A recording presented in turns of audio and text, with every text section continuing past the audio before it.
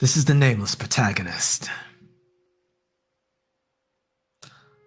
I want to thank you guys for joining me. It's been quite a while since my last live stream. And I didn't give a great deal of notice for this one, but this one is certainly a long time in the making. A very long time. We're going to take our time with this one, at least getting started, and we'll try to get through the majority of this very swiftly. We'll give some time for some folks to make their way in. Press a 1 in the chat if you're able to hear me clearly.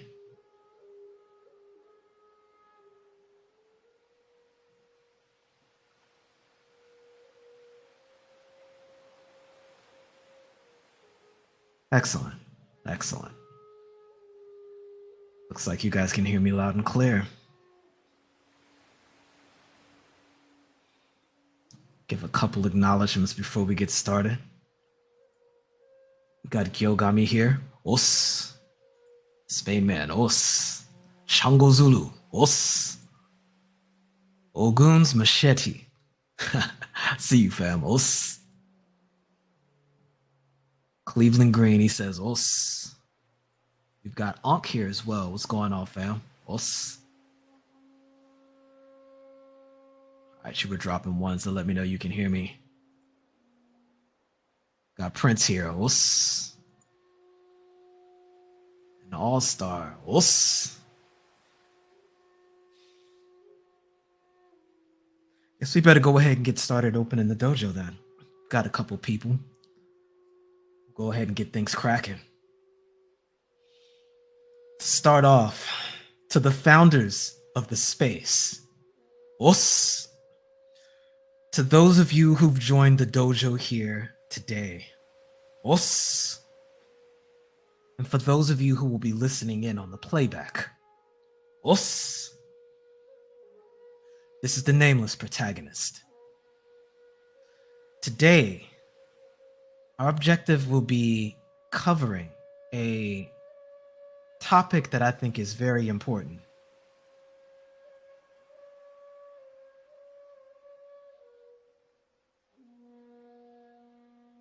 Stand by real quick. I've got a bit of an echo I need to address.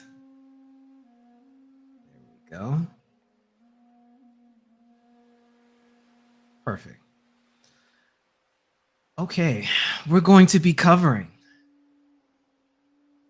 Kenjutsu, verbal Kenjutsu form 7. The Tao of Portals, aka Kichiyose no Jutsu, or summoning techniques. This is part of a series that I've been working on. It is essentially my contribution to this space overall in the form of rhetoric and a kind of verbal self-defense modality of thought and action you can take place to articulate yourself clearly in this social environment you find yourself in currently. Some of you have been here for some of the previous iterations that I've gone over. You've heard me break down the first one, all the way up to the present. I will offer a link in the chat, just a moment, to the last episode. Copy. There we go. Paste. That should be a good link. If you go about 9 minutes in, you'll get an overview of the previous sword forms that I'd gone over before. And I can offer a bit of a brief reminder of sorts. Open up a new tab here. Save that.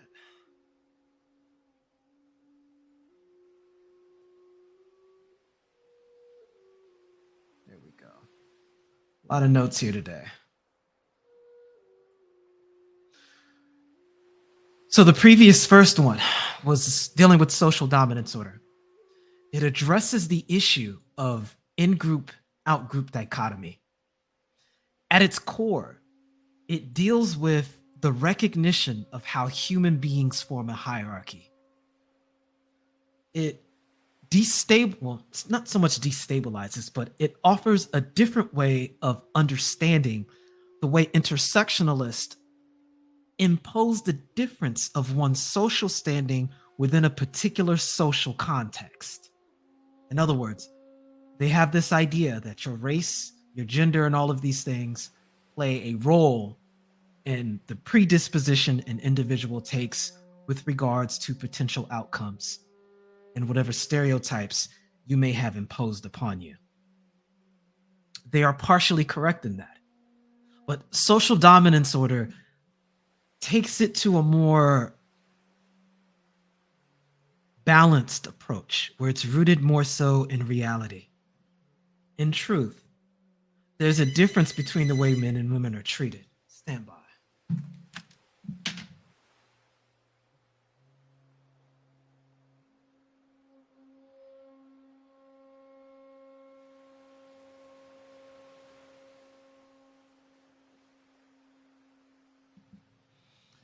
All right, had to take care of that. There is ultimately a difference in the way men and women are treated when it comes down to the way social hierarchies are formed. It begins in general with the fact that when you're dealing with human organizations, human beings first organize themselves by age. We do not have children who run the society. It is the adults. That is a distinct, consistent means by which human beings organize themselves and interface with power. Secondly, in general, men are the ones that are held responsible for the society because they have the capability of imposing their will on the environment at a much greater consistency than do women. As such, there is a order of operations present where the man gives direction and the female receives it. We will ironically be addressing that much later on here. We deal with today's verbal defense form. And lastly, you have what's understood as arbitrary set discrimination. And it's a particular pattern where, irrespective of the objective, that more than 3 human beings, when they come together, because this is essentially the way it truly begins to manifest, when more than 2 human beings interface with the objective of forming any institution or some sort of organization, arbitrary set discrimination comes into play. And it's to recognize that men that identify themselves as an in-group will gravitate and attract women that it will include within its in-group circle. And that those men and women that are in the out-group, it's only the women in general who are seen, or let me rephrase that. It's the men who are seen as the greatest threat to the inner circle or the in-group. And as a result, those out-group men will be the disproportionate recipients of all aspects of power as it pertains to negativity and aggression. They are, in other words, classified as the subordinate outgroup men as perspective or as perceived by the men of the in-group, which leaves the women in the outgroup to be less targeted as a result because they, by de facto, are not seen as much of a threat and, in most instances, run the potential of being placed in an in-group female position.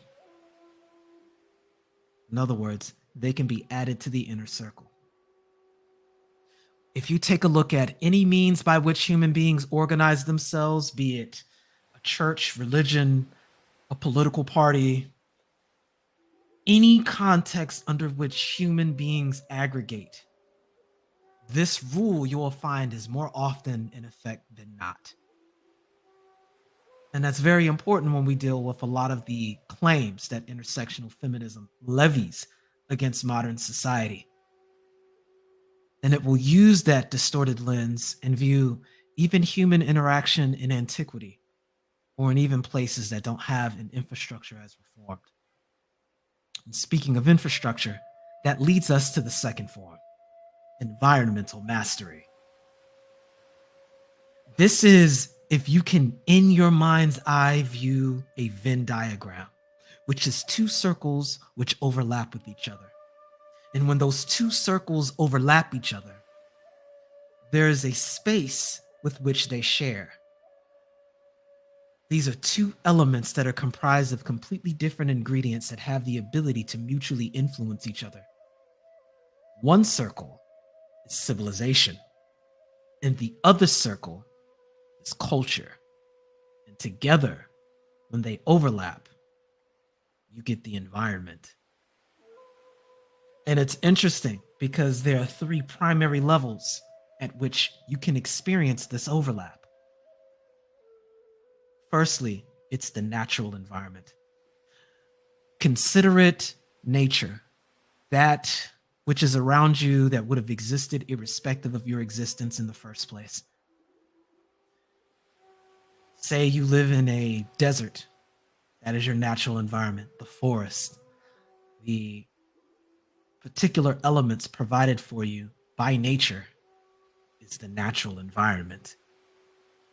And there's a particular interesting correspondence of outcomes that occurs when a particular culture interfaces with a particular level of civilization. The way that influences and affects the natural environment will be realized naturally. You get changes that we're already talking about in the overall conversation, such as climate change, part of which is already a natural phenomenon, the other part of which could be largely influenced by the interface of culture, which contextualizes the civilization. And when I say civilization, I'm speaking more so the level at which technology, which is a huge influence of it all, can contextualize it. A group of people who are in a civilization that is in the Stone Age, irrespective of their culture, is going to have a different effect on the environment, the natural environment in particular, than one which is capable of utilizing electricity. Even more so when we get into the use of fossil fuels. I want to save that particular point for another conversation that I want to get into when I get into the fourth industrial revolution and the scales of civilizations that have yet to be, that we are at the potential of actually reaching, i.e. the type 0, type 1, 2, 3, 4, etc. But from the natural, you have the physical. Consider that being your infrastructure. The way your houses are, your sewer systems, your plumbing, your electrical grids, having the internet, Wi-Fi infrastructure, your medical facilities, these things that you use in everyday life that are the result of culture contextualizing itself within the civilization, creating the physical environment. And lastly, the third means by which this Venn diagram is realized is the social environment. It is the idea of institution and the hierarchies we described prior to that. When the idea of someone's job is presented, you're not speaking about anything that you can tangibly touch. It isn't like observing the clouds in the sky, the weather, the mountain, the forest. It's not something that is built that is your job. It is a social construct or social idea, an aspect of the social environment that gives rise to the idea of your job. This concept of lawyer can't be seen, but it is contextualized in the social environment. And when you begin to understand the three kinds of environments and the ways in which culture and civilization influence it, you can see how there's a pattern of action and response. if one of these spheres influences or is influenced by something such as technology, and we'll start with civilization, in a way at which the culture is not able to match in parity and equal or introduce a kind of balance or counteraction towards it all, what you get is a lack of homeostasis within the environment, which is what the environment is striving for. You get an imbalance and you begin having adverse reactions within the environment that may not have been intended. And an understanding that each of these environments is subject to the other two spheres, you can begin to find ways of culturally preparing yourself so that you can have a better response going forward and not be subject to these adverse changes in the environment. That is the second verbal defense form. Before we get to the third, we'll go ahead and make some acknowledgments since more people have made their way in.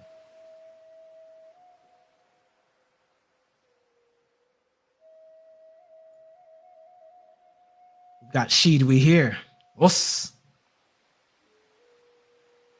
Rich Turner made their way in with a $5 donation. He says, salute, bro. Salute to you, sir. Us. Kai M. I don't think I've seen you before. Welcome. He says, peace. Us. Ibo Sosa. What's going on, family? I still got to get those books you mentioned to me before. So I won't be able to include any of that information in today's topic, but I think we're definitely going to run parallel. Got Toya. What's going on? D. Scott. What's Black Wizard here. What's glad to see you, fam.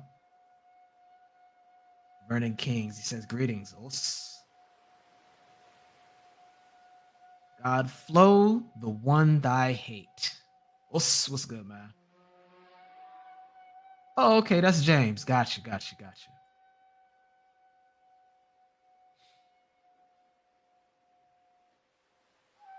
See, we got a super chat from Wannabe Mystic. He says, the Black Bodhisattva has returned from his long odyssey back to the halls of the Black Manosphere, taught by Osiris himself. Strengthened by Horus's enlightenment. Salute to you, sir. A true master and mystic you are. Wuss. I'll take the mystic title, because I can say I definitely get a lot of my inspiration from the celestial wireless. That is another story for another time, but I'm definitely glad I'm able to offer some value to the space and hopefully some things to consider so folks can take what's useful, leave behind what's not, and in the future, perhaps revisit. You may find a couple things that maybe you weren't ready for at the time, or maybe use some insight to extrapolate something that we don't even see in the present. That's the advantage of perspective, how it functions a lot like how a seed does, or plant in nature. Continue to give birth to new ideas in and of itself. But I've got Easy 2878 with the super sticker. Appreciate you, fam. We got Mr. Z, Black in Effect. What's going on, fam? Simeon Anderson says, what's up, Nameless? I think I got everyone. We got Mr. Shug to you. Shug to you. Ebo, I appreciate that. Says this knowledge is much desired. 1999. Appreciate you, fam. Got Kai M soaking up the knowledge. Trail Bentley. And Mr. Blue Collar. We will go ahead to the next one. Sword Form 3.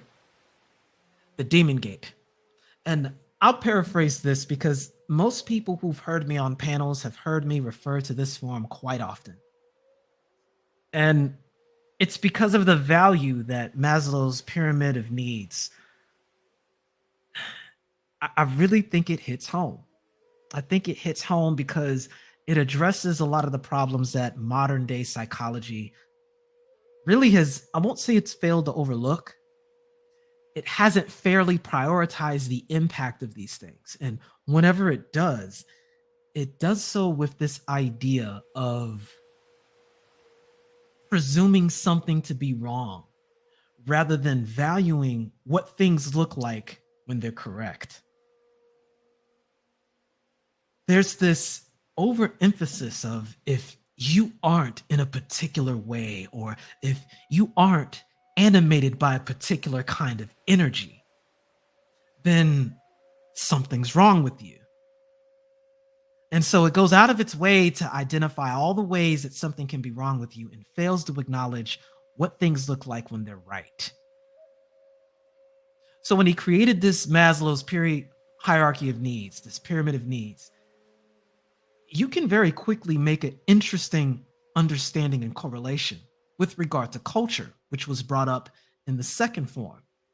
And it's that the purpose of these cultures is to form a kind of insulation between you and the natural environment and other people. It's kind of a shield that allows for you to go in any environment, be it natural, physical, or social, and have the ability to have a program that can interface with you and the environment and get your needs met. And when you're looking at Maslow's hierarchy of needs, you begin to understand that that pyramid extends to more than just the individual, but it can also extend to a culture and its people. Because the way cultures evolve is how people who have passed the culture on in the past solve these problems when their needs were not being met. And at the same time, it provides a context to what it looks like when a culture is animated in its purest sense and is fulfilling its value system. In other words, when things are going right, that pathway towards self-actualization. What it means to have your immediate physical needs met, safety, a roof over your head, to have material things placed in context. We see a lot of these things expressed in food. You'll find that the foods that people in different cultures consume is in direct response to the environment that that culture was cultivated under. There's a direct correlation with a lot of these things. And these are things that you can pass down. When we get into why I named this the demon gate, it combines what was understood in Jungian psychology.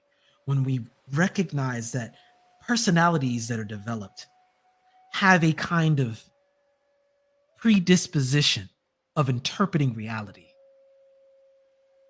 part of which is inferred by what you are as a human being, the way you manifested on this plane from day one. That ends up being your temperament. Combine that with your upbringing, and the aspects of that temperament can be made realized. And that's how you begin to form your pattern of understanding, the software through which you will interface with the hardware of reality, your cognitive stack.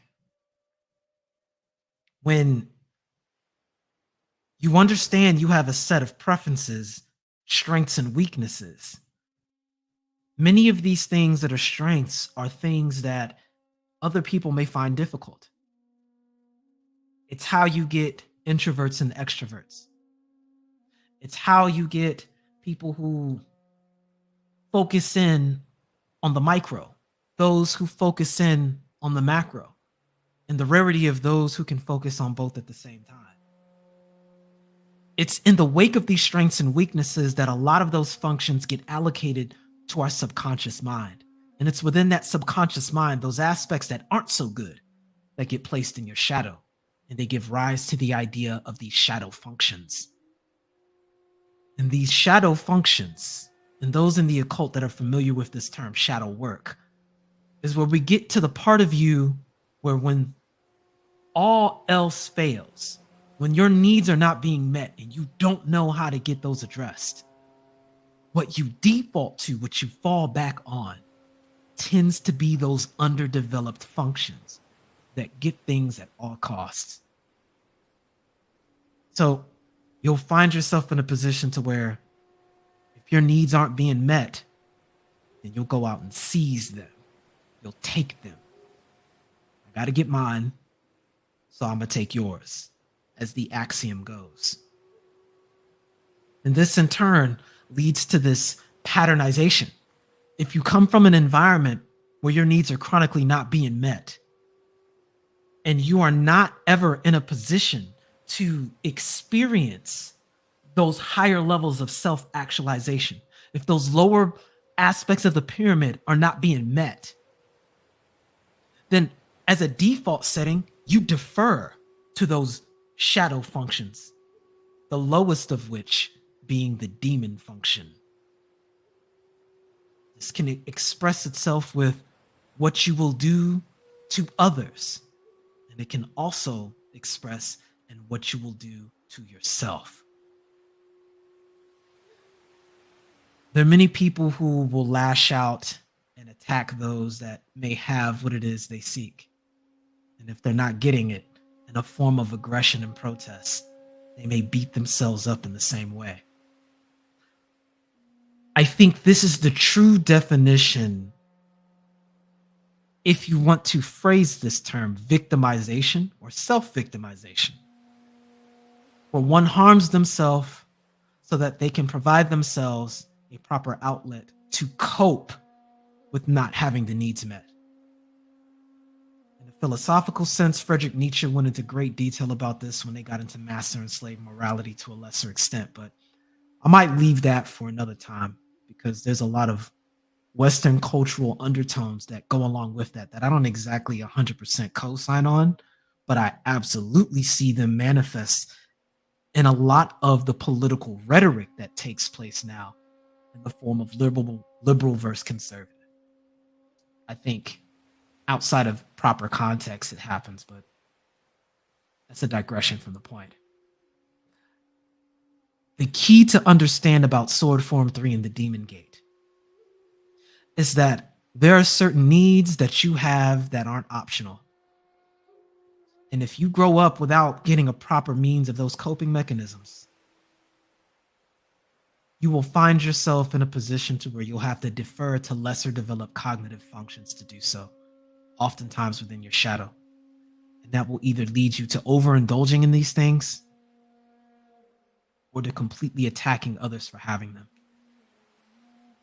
I think it's an important thing to keep in mind because I think in the Edo social complex, we are disproportionately affected and find it as a kind of rites of passage to delve into one's demon forms and use that as a way of getting things done. And while, you can get the end result, the consequence is the cycle of hatred, where hurt people hurt people. And as we've seen recently, there's been several individuals running around spreading that. Inversely, it gets very easy to fall into the trap of a learned helplessness that's encouraged by not only the environment, but the culture itself.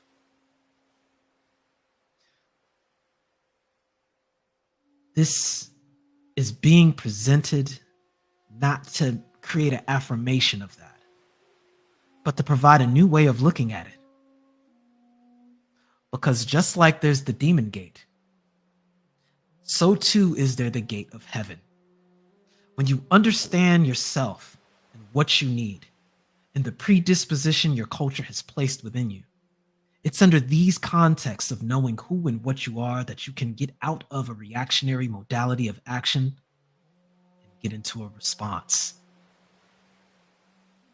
That is the first step to agency and problem solving. And it's something I hope is the takeaway message. In the future, I absolutely plan on going into more detail about a lot of the sciences that have come out about the principles that highlight this verbal sword form and others. But this is definitely one that will assist in a lot of issues that we see going on and gives rise to the phrase, it's probably not you, it's likely your conditioning. Pause one more time before we go to Sword Form 4. Make a few more acknowledgements. Got Mr. Blue Collar with the donation. He says, put money in the pot. Appreciate you, fam.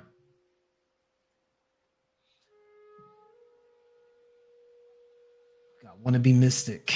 He says, so Western psychology tends to be focused and obsessed on the inverse, while the Eastern psychology and spirituality is often focused with the outverse, the ego death. You know, it's kind of interesting. The story of Scorpio was all about addressing the ego. I think I'll hold that to a conversation when we get into shadow work. But I try to call it the art of learning how to get out of one's own way. And when I get into talking more about the nameless path, this is a front and center issue with regards to that.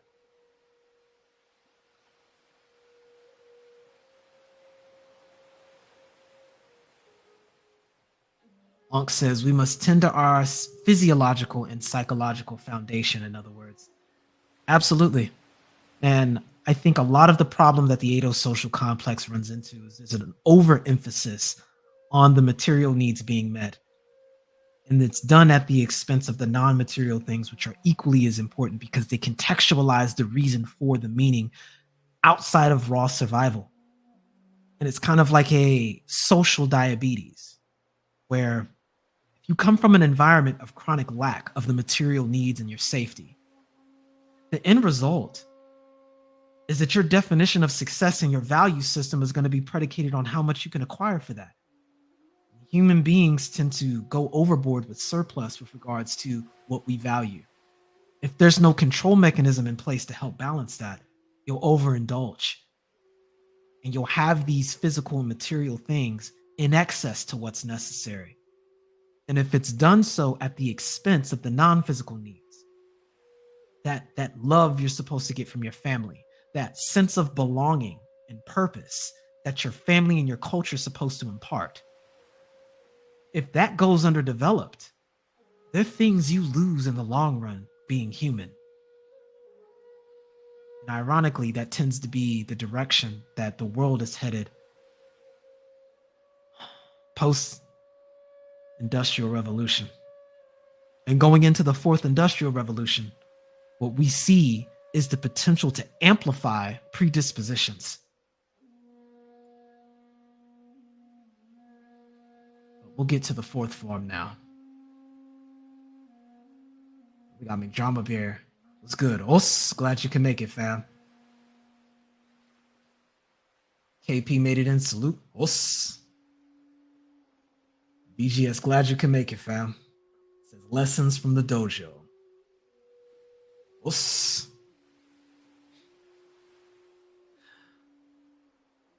Verbal sword form 4, known also as the illusion of exclusion. This,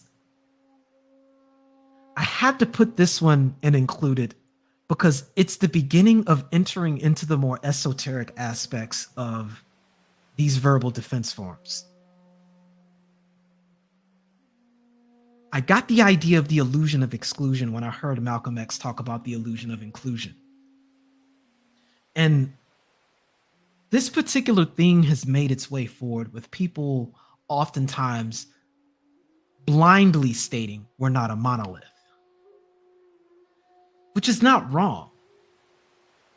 We're not, but at the same time, we are. And we are in the sense of any bit of matter, anything that is subject to being subjectified, which human beings are. One having a perspective is nothing more than a form of subjectification or objectification. Something must be objectified because the observer discerns the properties of the observed. Perspective, in other words, is what I like to call placing limitations on that which has no limits.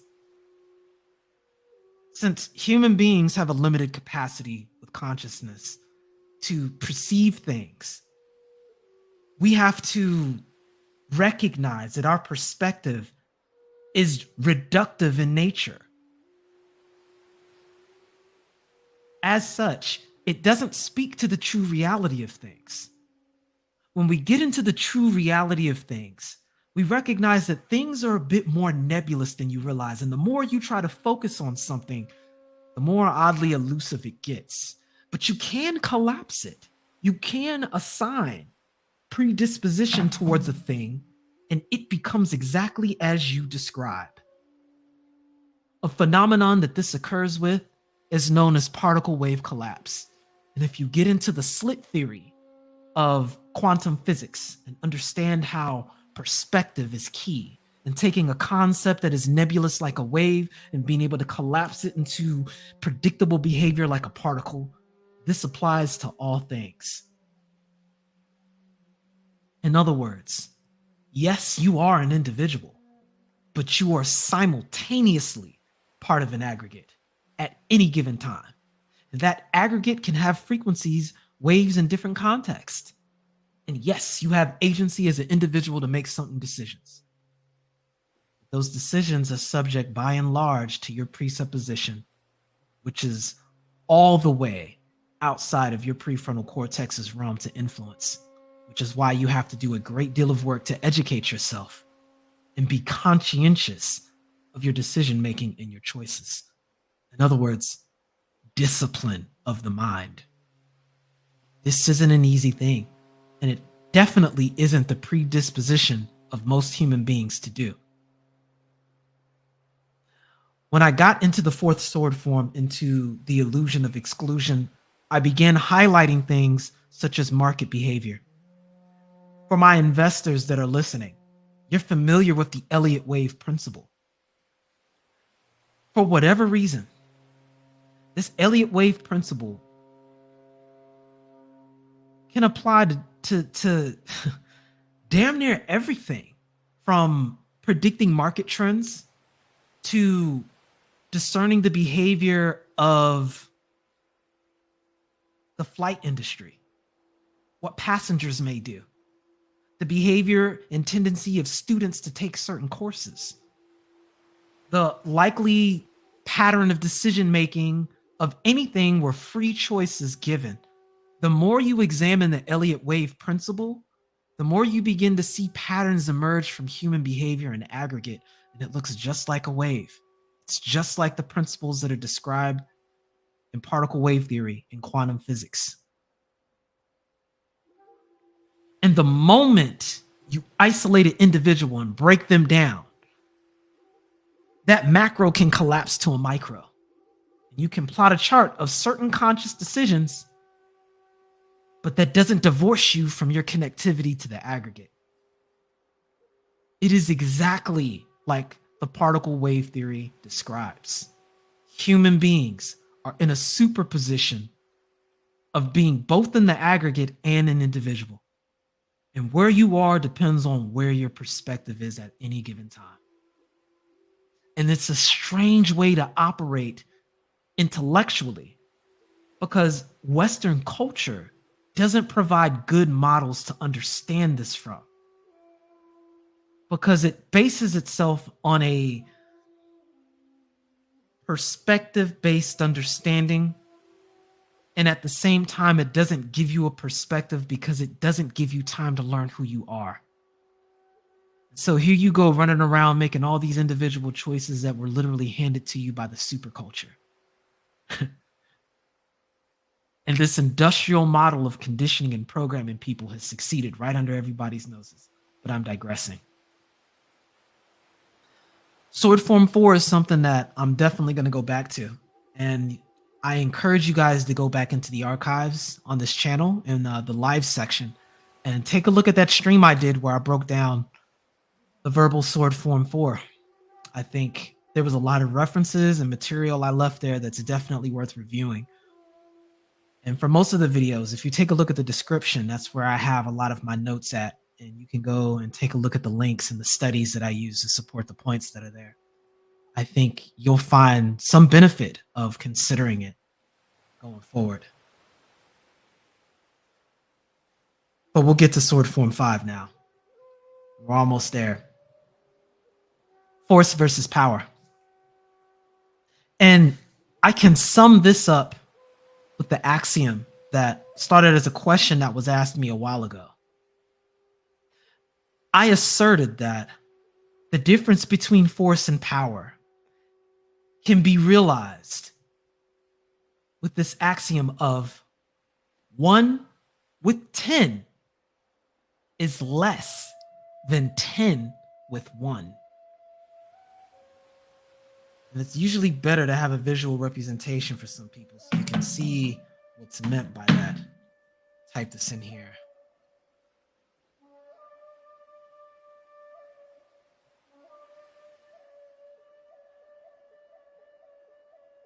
And the reason I state that is because 1 with 10, functionally speaking, is using the means or the modality of power, rather force, known as addition. And the 10 with 1 is operating on a completely different modality of multiplication.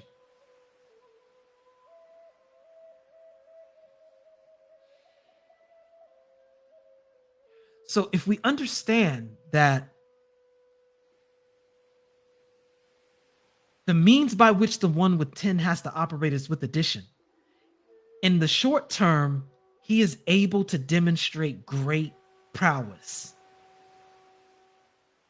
Any one individual that confronts him is very unlikely to have that much output to do things. However, the moment you introduce subtraction to that concept of 1 with 10, they're gone. And all of that 10 disappears. But when you have 10 with 1, if any of those 10 is subject to subtraction, you're still left with 9 more. And given time, those 1 with 10 may eventually become 1 with 2, or 10 with 2, then 10 with 3, 10 with 4, etc. And the ability of the 1 with 10 to scale against the 10 with 1 is non-comparable. The only way you can slow that down is with division.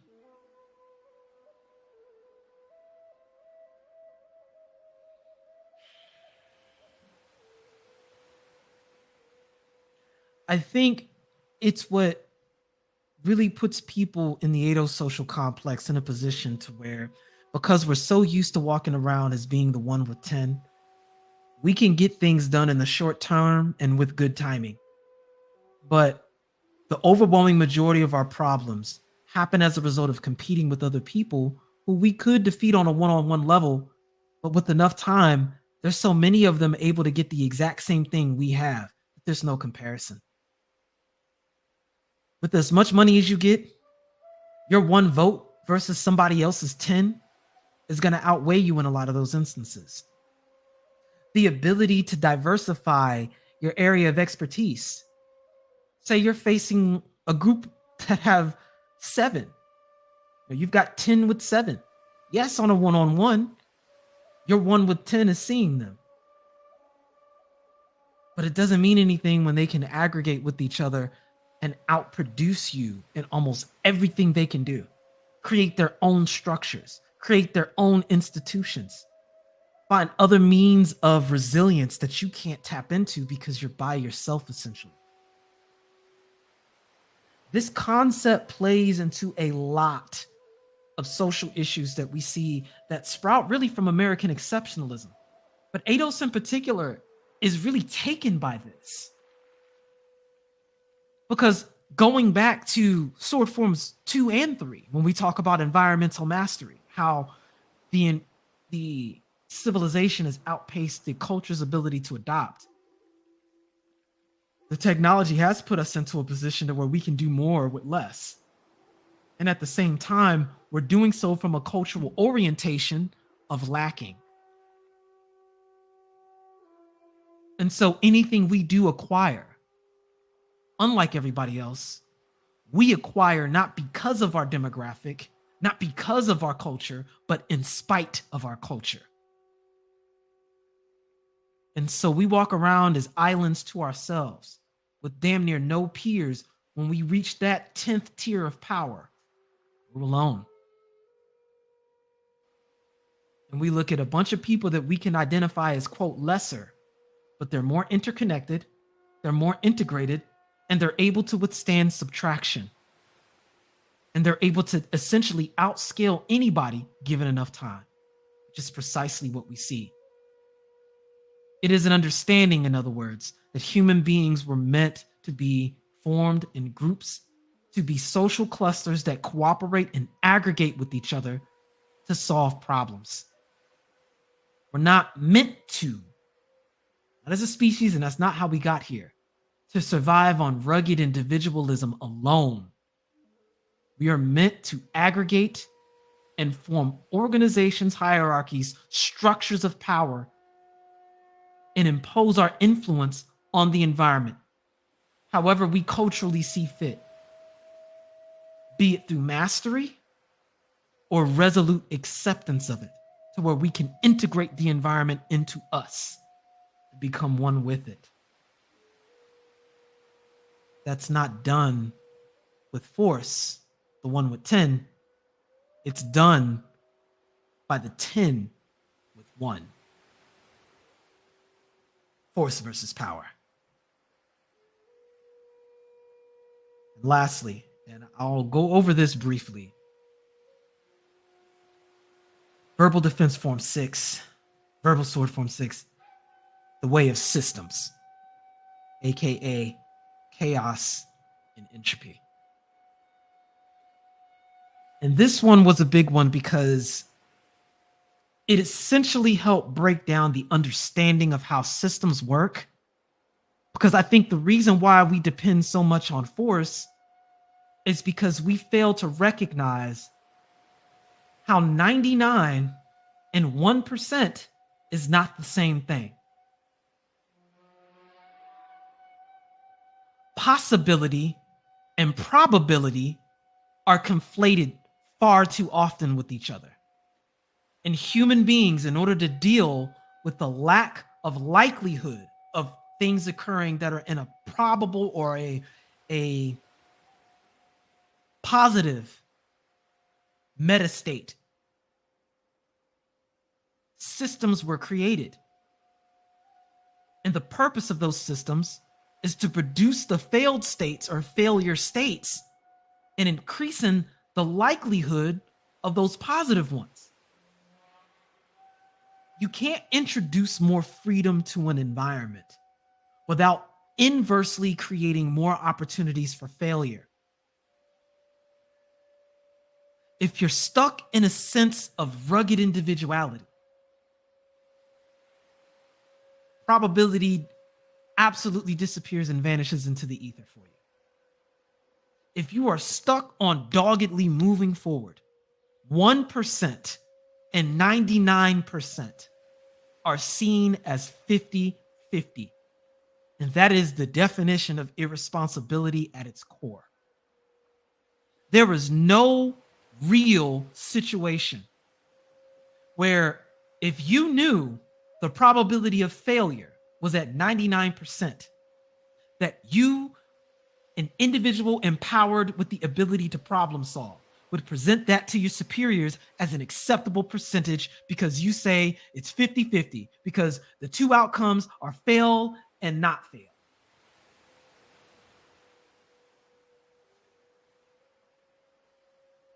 There's a deep measure of negligence that occurs. Just because something is possible doesn't make it probable.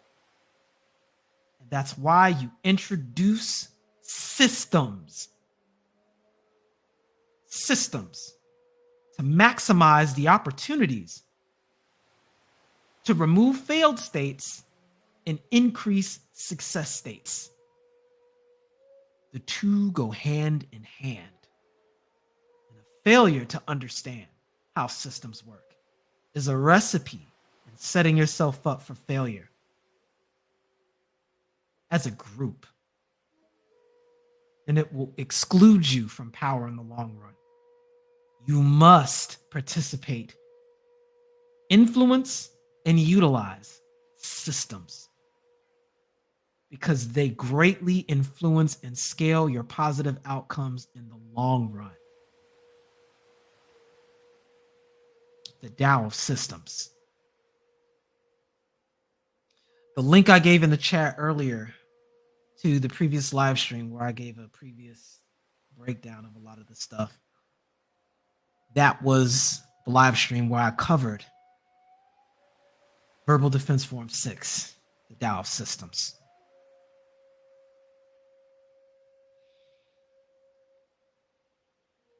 We'll go ahead and make one more pause here and make a couple acknowledgments. We'll get on to the last one, the final form. Today's bread and butter. First, we've got Vince made his way up. What's good, fam? Spencer Johnson. I don't think I've seen you before. Glad you can make it. Chaos Rain. What's good, fam? He says, great to see you again on YouTube. I wonder when I can have a wrench. We'll get to that. I can't even see that on this form of StreamYard client, rather. Grab second gear, Eddie. What's good? Wannabe Mystic says, Nameless, this kind of confuses me. In the Hindu tradition, one of my teachers is constantly saying, Atman is Brahman, basically saying, we are God. Does this equate to Eidos? And let me make sure I include this. Basically saying we are each other. Every Eidos is a reflection of another Eidos. Ultimately, yes, it is the paradox of unity. And I guess this is coming from my subjective opinion that, and this is again me speaking going into, I guess, my mysticism and spirituality detached from religion. I think that everybody is a fractal or a reflection of the Creator expressing itself and experiencing it in the particular context of what you consciously identify as you. That's everything. I believe that there is a unified field of interconnectivity that ultimately links all of us together. It's recognized in the sciences of Budo and martial arts. It's the whole reason why we bow to each other.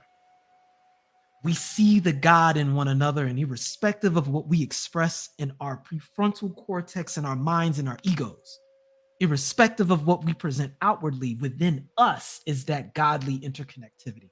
And that's what you're bowing to. An acknowledgement and a respect of the universal within us all. Not from this context of greater than or lesser than, but an acknowledgement of the grand field of unification. But it also has to acknowledge that those differences is what assist us in our progression. It's because we've these degrees of difference that we can come to understand that which we're all observing, which is this concept of life, and have different degrees of recognition of it all, which helps us really get to the core of what this is. It's through recognizing our differences that we can appreciate what makes us the same. And it's in seeing what makes us the same that our differences have proper context and they can serve as the tool that they were meant, which is for us to grow as human beings, as a conscious entity with free will. That's at least my take on that. We got Shade Tree Therapy. It says, hate I'm late for this one. Fam, there's always the playback. Glad you appreciate it, fam. We got Gundam. I guess that's Gundam Nataku. Or another way of saying otaku. Good to see you, fam. Red Falls Black. What's good? D. Scott, the $5 super chat. He says, Scorpio gang.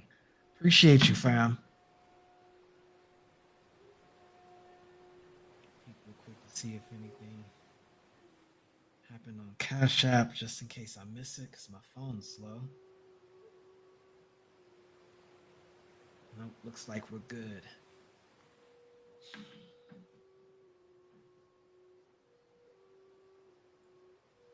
Okay.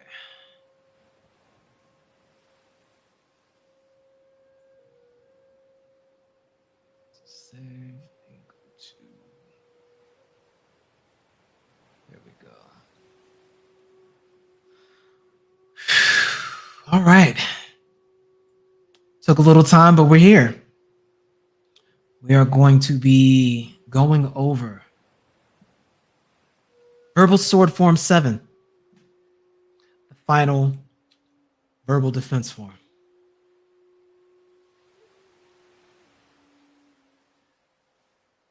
If we follow into the kind of concept that we're parroting here with the Star Wars sword forms, each of these sword forms corresponds to an idea from the Star Wars canon with regards to the goal that each of those forms was trying to accomplish and the way they play out in a fight.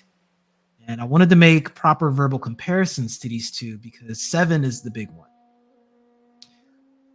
7 is the big one because at its core, it's responsible in many instances for many Jedi falling to the dark side of the Force. It is, at its essence, the raw expression of emotion, unmitigated. To give you a quote, and this is from the Legends context, Darth Kreia, who's probably one of the greatest female characters in the franchise I've ever seen, hint, hint, Kathleen Kennedy, made this statement about Juyo, which is the 7th sword form, the way of the Vornsker, or ferocity form. She says, quote, in many ways, some have described it as a surrender to the Force and to chaos, to strike at an opponent with such speed and angles of attack that they have difficulty countering it. But in surrendering yourself to the Force in such a way, it reduces your ability to resist its effects against you should the enemy turn the Force against you. Be on your guard. End quote. If you remember the beginning of episode 1, you saw Darth Maul, that chaotic form that he was using with the dual lightsabers, and the way he just rapidly attacks over and over with unrestricted aggression, essentially, to give into the stream of subconscious emotion and the flow of the fight. It is the way, in many instances, Bushin or no mind is described. But it's a bit different. Because instead of the Suigetsu principle of the water being still, that it can reflect the light of the moon, it does the complete opposite. It becomes kind of like a hurricane where you just are sucked into the eye of it all. And the problem with that is, like a hurricane, it is indiscriminate in what it destroys. It's only when you give it a form of order and balance that it can serve a more balanced function. But if your goal is to destroy whatever's in front of you, it fits its purpose quite well. It's working as intended, in other words. And this is why the Jedi essentially forbade the use of this sword form. It ran too much of a risk of throwing people to the dark side. A character that is often mentioned in this space is Mace Windu. Not to be confused with Force Windu, But to understand that Force Windu was taking reference to Mace Windu. He's known for being one of the only openly known Jedi to bring order to the chaos of Juyo and practice that sword form without being corrupted by it, in a variation known as Vapaad. And my reason for not wanting to release this particular sword form much sooner than what I am now is because the correlation that I'm making with regards to this deals with a lot of red pill content at its core. It's one of the only times you're ever going to hear me say this term, because I steer away from it because the term has gotten so loaded that people rarely are able to speak about it without front loading it with a ton of predispositions that really erode the integrity of whatever it is you're talking about at that point, i.e., succumb to the dark side, especially if you haven't really addressed the rage that can be induced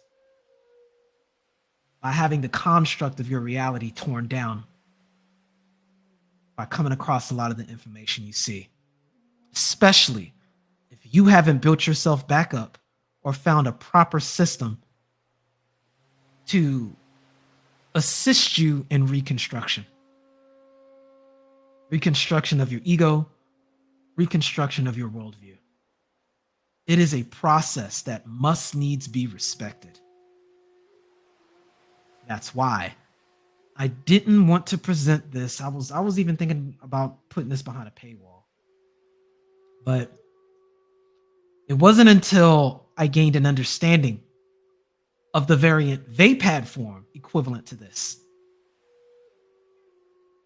that I would release it. Because in light of many of the events that have taken place recently,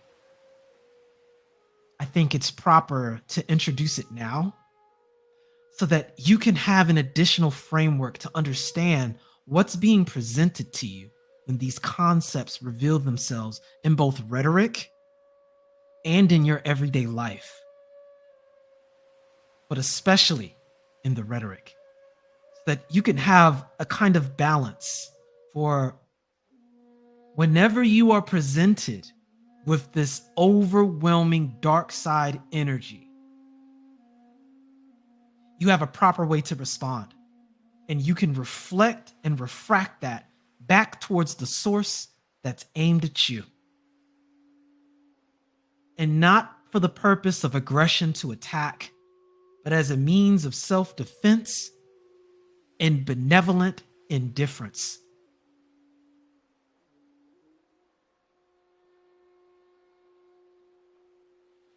Without further ado, I give you the parallels. Verbal Sword Form 7, The Way of Portals, and its Vapaad variant,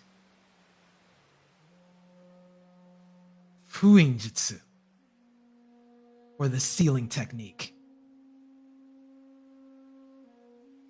There are a few components I want to go over to really break this down, or fundamentals, you should say. In Budo, fundamentals are described as kihon. They are, in other words, fundamental principles that essentially uphold the understanding of this. And before I get into portals, I want to get into what I call the law of 1 and 0, because I think it'll help contextualize this understanding of masculine and feminine energy, which will serve as a metaphor to understand this verbal defense form. It's not stated to imply or impose this idea of greater than or lesser than. It's to make a recognition and an understanding that these are just means by which reality is recognized and the directions that energy is given and energy is received. It is the binary on and off switch that constitutes our physical reality, the so-called digital reality that comprises all things. There is no one being better than zero. There may be a placement on the integer scale, but it doesn't imply its intrinsic value or valuelessness. They are simply modalities of direction, given context by the perspective on which they manifest under. Hihon Ichi, law of 1 and 0. Man is 1. Woman is 0. If we understand this, the principle is this, that there is a kind of order of operations. By itself, the 1 is only 1, and once that's deceased, there's nothing else. 0 is 0. Without 1, the 0 loses its context. When combined and working in concert with one another, when 1 is in the predominant position in front and 0 is there to buttress and support, what you get is something greater than 1. You get 10. In reality, you get every number ad infinitum, because that 0 can be added over and over and over again. Together, they, in other words, encompass the entirety of reality, of all things conceivable, the 10,000 things under heaven. But when that order is reversed and the 0 is placed before the 1, you're left with 1. And no matter how many zeros you put in front of it,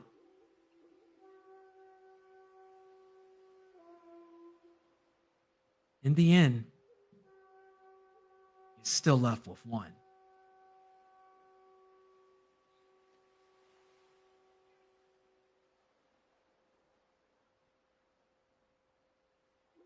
I think this is an important understanding, getting into the order of operations when we understand the idea of the masculine and feminine and the intention for the two to work together and not in opposition to each other.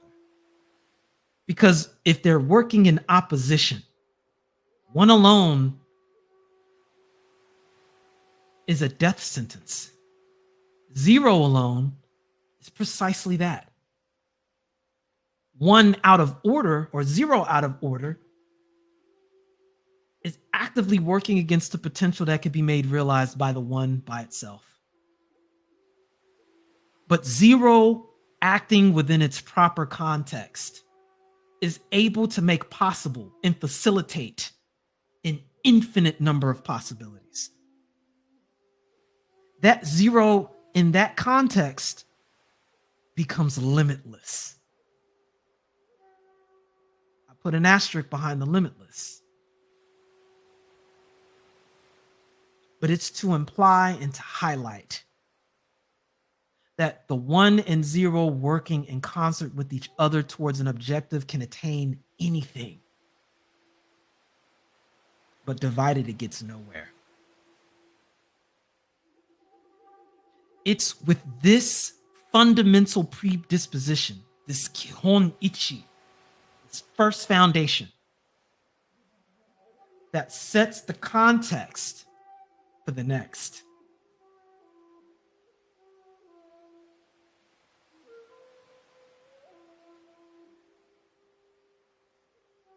And this is probably the most important and immediately snaps us into anti-gynocratic conversation and its overlap with the red pill. And here we enter into the metaphysical context of this all. And again, we're talking about portals. This whole verbal defense form is metaphysical in nature. It's not intended to attack. It's not intended to imply a greater than or lesser than. It is an acknowledgement of an order of operations. It's an acknowledgement of the reality of what is.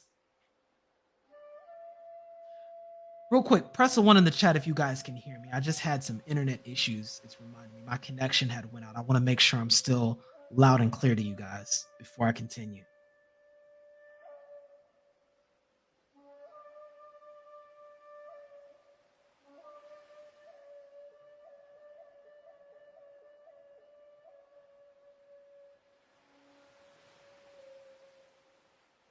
Okay, you guys can hear me. Good, good, good.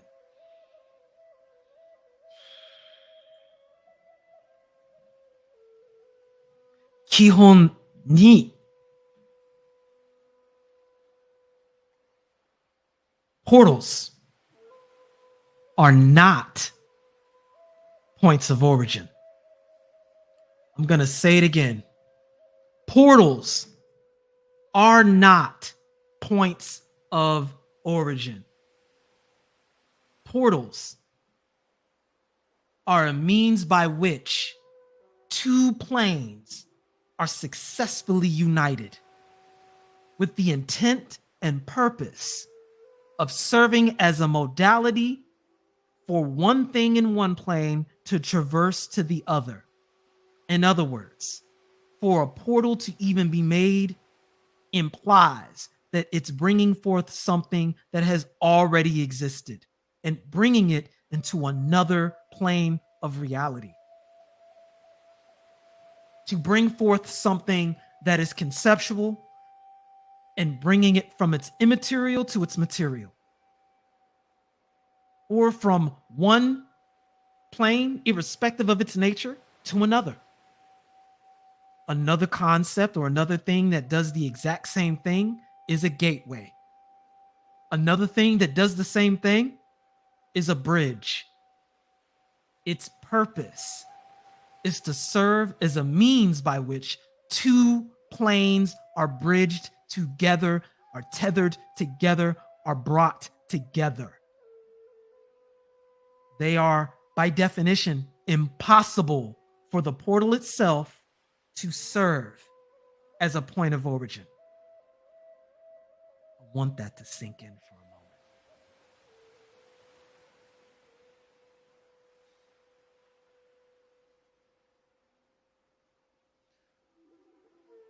Too often, especially in the Edo social complex, there's this idea that what birthed you, the portal through which you manifested from, that portal is your origin.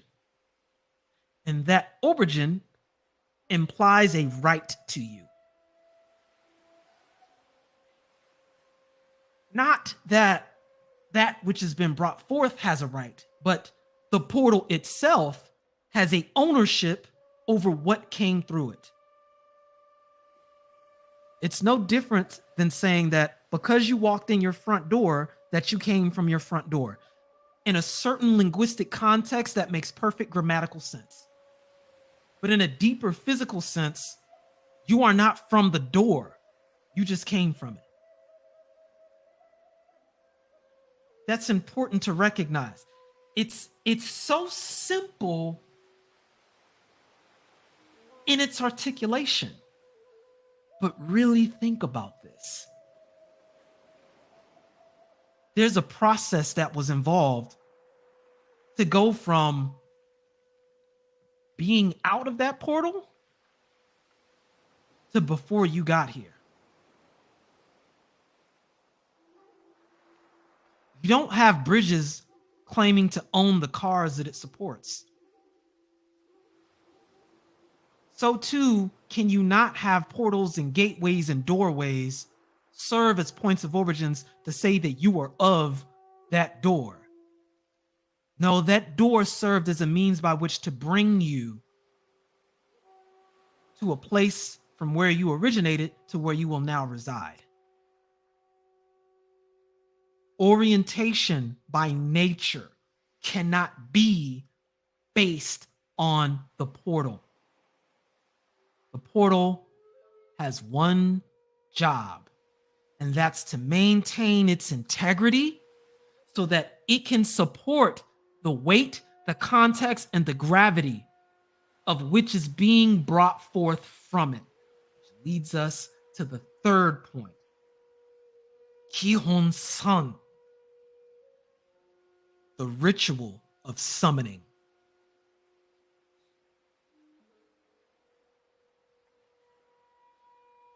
Before I continue, let me make a few acknowledgments since some folks have said something. We got Crane says, nice to see you back on these YouTube streets. I definitely appreciate that, fam. Us. And I can't say I fully left. I've just been in the mountains working on some things that I certainly plan on sharing. This is part of them, so definitely hope it's of use. Savvy Effects comes in. He says, Us. Trauma Supreme. Us. I see you. Tro Bentley was bringing up the binary. Indeed, fam. Indeed. And when we revisit this in the future, possibly, I may get into the quantum expression of that and how the yin yang embodies that almost perfectly.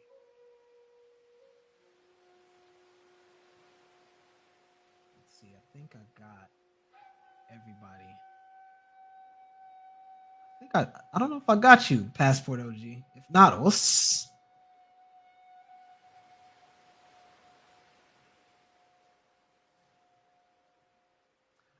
I'm gonna call you otaku because I don't know. My mind is not gonna let me say nataku. But Gundam Otaku 00 says, you came through the portal, but did not originate from it. It was a vehicle to get you here. It was the bridge you came through. It was the means by which two planes were able to be bridged together so that you could cross through. And for human beings, that happens to be the birthing process. There's a lot that goes into that, which we'll get into now. Sosa says, damn, this is heavy stuff. Fam, if you guys have any questions, do not hesitate to bring this up. Any questions you might have, anything you want me to clarify. Because if you have the question, and people in the playback probably will also, so it'll benefit them as well.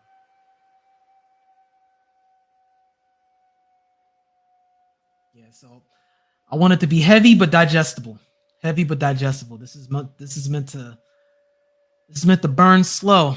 It's one of them real long incense that you just ride out to, because there's a lot of principles that undergird this. And if you use this properly, in essence, it ends the gender conversation with regards to the way it's presented in a form of conflict. And you can more readily and easily use this information to build solutions for yourself and ultimately for the aggregate. Mike Rizzios, he says, this is metaphysics done right. I'm just doing it the best I know how, fam. Wannabe Mystic says, I legitimately would one day like to hear your thoughts on men like Aleister Crowley and if their magic can be translated in the real. You know what, man? Him and Madame Blavatsky, I'm gonna have to have that conversation where we break down what was happening in the occult and how a lot of that occult circle is responsible for a great deal of the nonsense that undergirds some of the metaphysics that push forward some of these ideas of white supremacy, etc. And how a lot of these concepts are being inherited now and played out through the Fourth Industrial Revolution to do what they couldn't do 100 years ago with the science, because it's about 100 years ago now. So it's time for that time spiral to make its way back. It's that axiom that history may not repeat, but it damn sure rhymes. And there's a lot of things and points that were going on back then that's being catapulted into the present now. That'll be another topic for the future. We got Life of Commerce. I think it's the first time I'm seeing you. Appreciate the donation, fam. Us. Definitely appreciate that.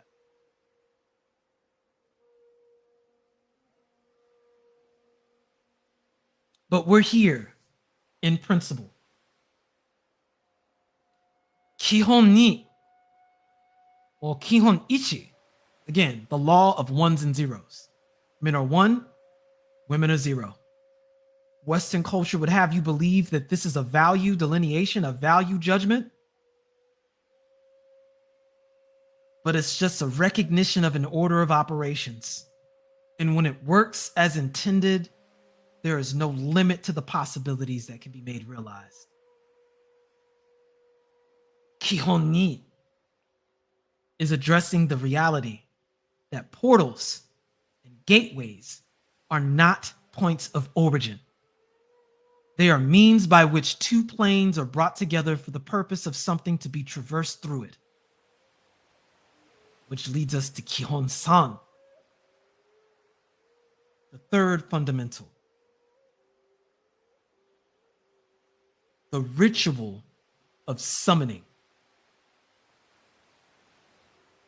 If we understand that the value of the portal, the gateway, the bridge is for it to be sound and on solid foundation, and it needs to be built in such a way that it can sustain the weight of that which it's intended to bear burden of,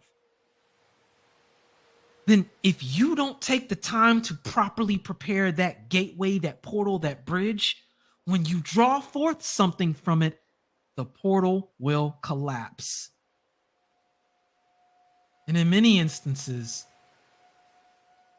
bring forward something which you never intended.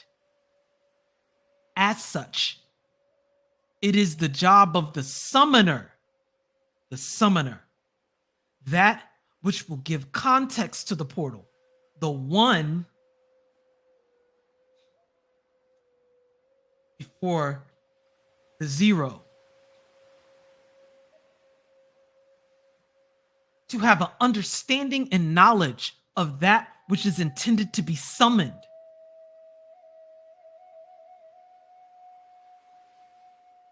What you don't want is a portal that's been used and is degraded.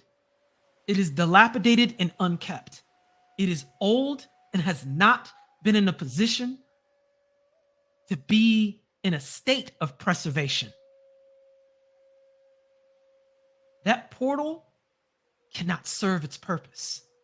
Likewise, for the summoner, one who is unknowledgeable, that is not sure that which they intend to summon, is not respected for this purpose, and would, at best, bring forth something that will cause destruction, rather than bring forth something which was intended to fulfill a specific goal and purpose. What I have described here is the way of one and zero, the Tao of one and zero.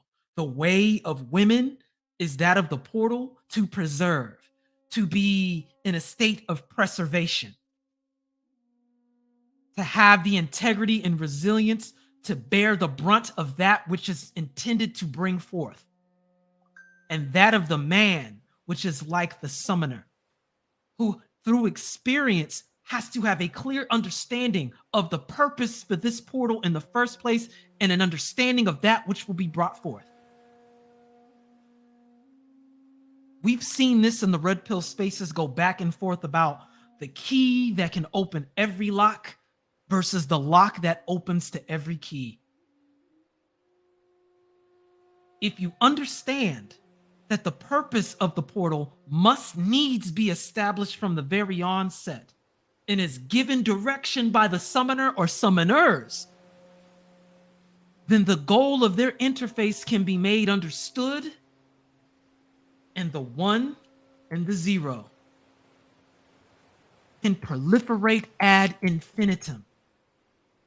If you understand the goal of a community, and you take a look at why the men and women in antiquity and social orders segregated themselves and made sure in their rites of passage they were given proper direction and the way in which they could perform those roles as portal and summoner, you gained a greater cohesiveness with the aggregate because everyone had their purpose.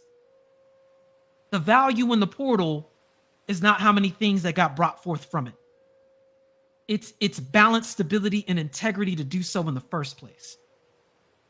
The value in the summoner is found in its ability to make realize that objective, to give direction, to provide the proper correspondence that is required to attract that which you need, the stable environment to support the portal, the material provisions to provide the correct correspondence to the outcome you desire. For those of you that are in the occult, you know exactly what I'm talking about.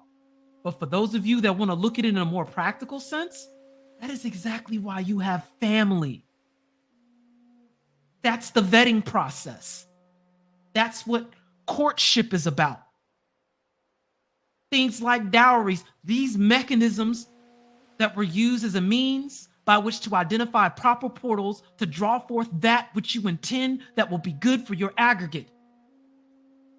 Those skills as a summoner are taught from summoners prior to you, build upon the wisdom of their mistakes that are handed to you in the form of history so that you don't repeat those mistakes. And also so that you can understand the context under which those mistakes were made under. Because past wrong choices can be the correct ones in the future if the environment corresponds to what's needed at the time. And if you've the skill as a summoner, you know how to make the proper adjustments in correspondence to attract that which you need at that given moment. This is the need for communities. This is the value in families. Human beings have participated in this ritual of summoning since we could form civilizations. In fact, you could say civilization as a whole is nothing more than a metaphor of this summoning ritual. To lay forward the correspondence, material and non-material, of that which you need to bring about in the real world. There used to be an axiom I'd hear a lot in a lot of the traditional African religions. Whenever there was a birth, there would be this undertone statement. And Gyogami can co-sign or elaborate. The question would be asked, who came back? Who came back? Knowing that from the very onset, you are given a purpose and an objective, and thus meaning before you cross the threshold of that portal into this material reality. From the onset, you were summoned here with a purpose. And you'll find that this pattern proliferates not just on the continent, but in damn near every first world, rather I should say, First Nation group of people who live between the latitudinal lines of the Tropic of Cancer and the Tropic of Capricorn. What I affectionately label the Aboriginal Belt. If you don't know what that is, please Google that. You'll find an interesting pattern there and why I call it that. But you'll find that there is not a single human being in general that doesn't get brought forth there for a purpose and for a reason. And that for the overwhelming majority of our history, human beings have been summoned here to fulfill a purpose. With the recognition that gateway is not a point of origin, but is a means by which two planes are united for the purpose of something to traverse through it.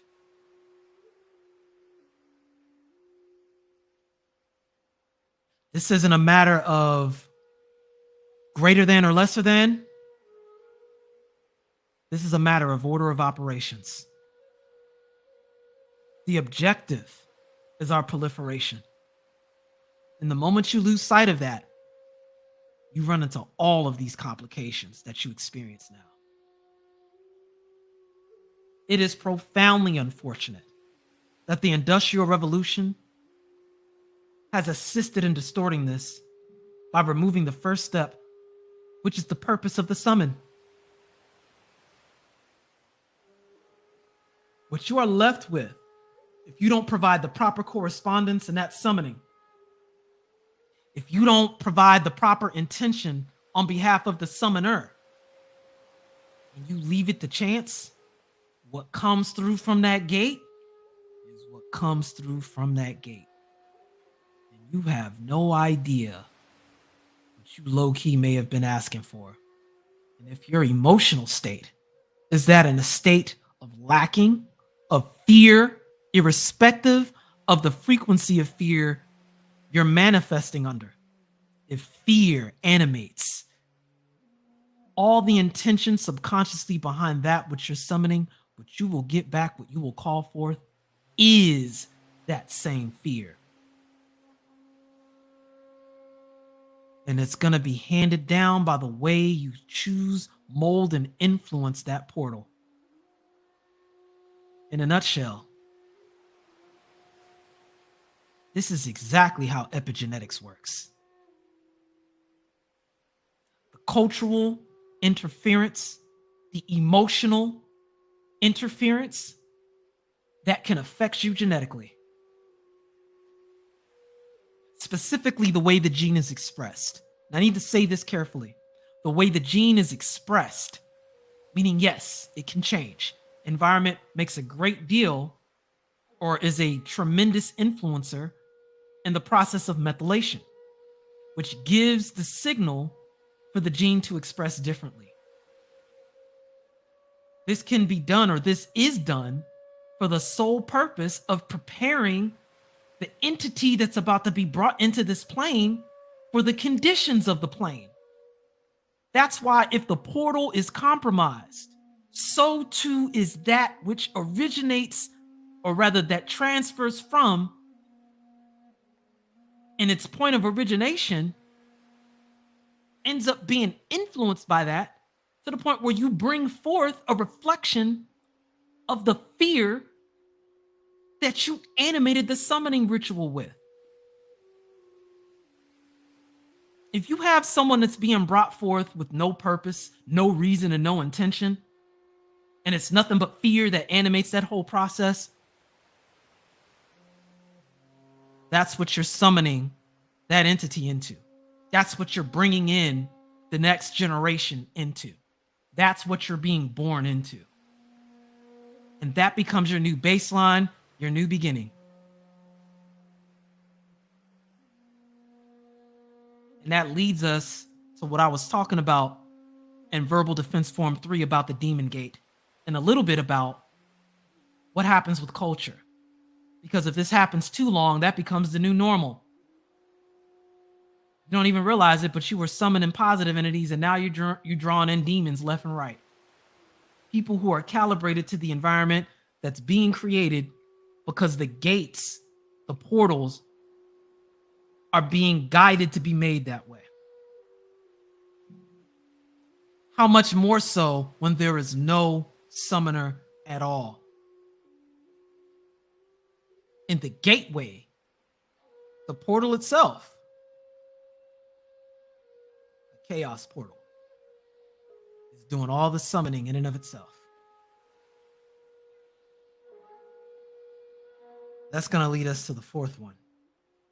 But before that, I want to make a quick nod to the law of reciprocation and sacrifice.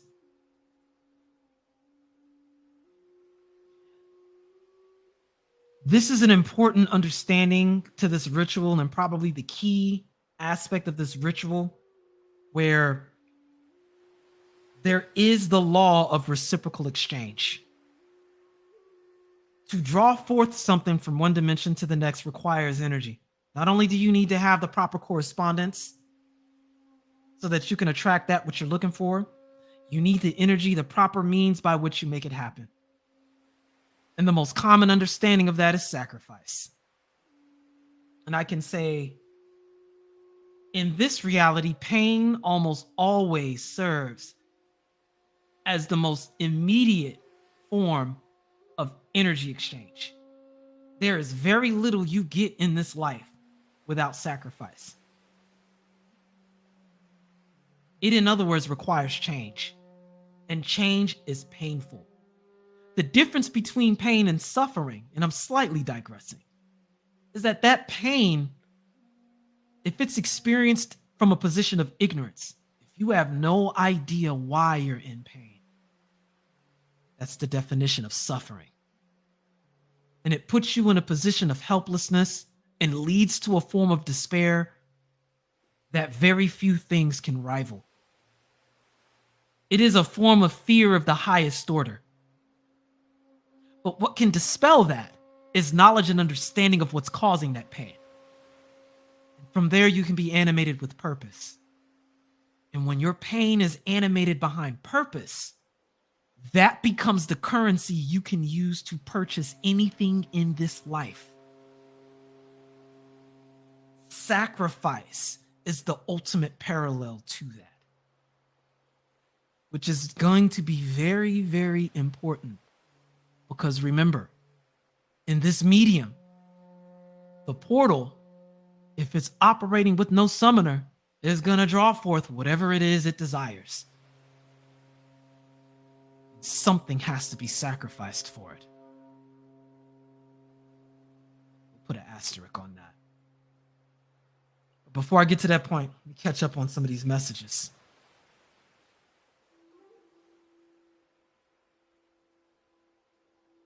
Got Shango Zulu. He says, Aleister Crowley copied Pascal and made the teaching demonic. Indeed. But there's a lot more going with that particular circle than people realize. And we're going to have the aliens conversation eventually. They done already had a full disclosure. Governments, that whole situation's crazy, but I digress. Says, Crawley's cool. Pascal Beverly Randolph, my go-to. Well, with the right perspective, information is just information. Boils down to how you put it to use. And it's to put it to use part that's where you start getting into the idea of demonic and otherwise. But he says, what's up, Nameless? I missed the start. Gonna have to check the playback. Yeah, definitely playback. I think Gyogami made a suggestion for you to play back at a higher speed. You can definitely do that. Glad you appreciate it, fam. Phenomenal to phenomenal. Indeed. The Pangea side of the game. Yeah, definitely look that up. The Tropic of Cancer and the Tropic of Capricorn. In between those spaces, you have what I call the Aboriginal Belt. It uncoincidentally is also the place where the highest concentration of planet Earth's resources reside. Unanimously, where all the resources reside. You're going to notice some interesting parallels.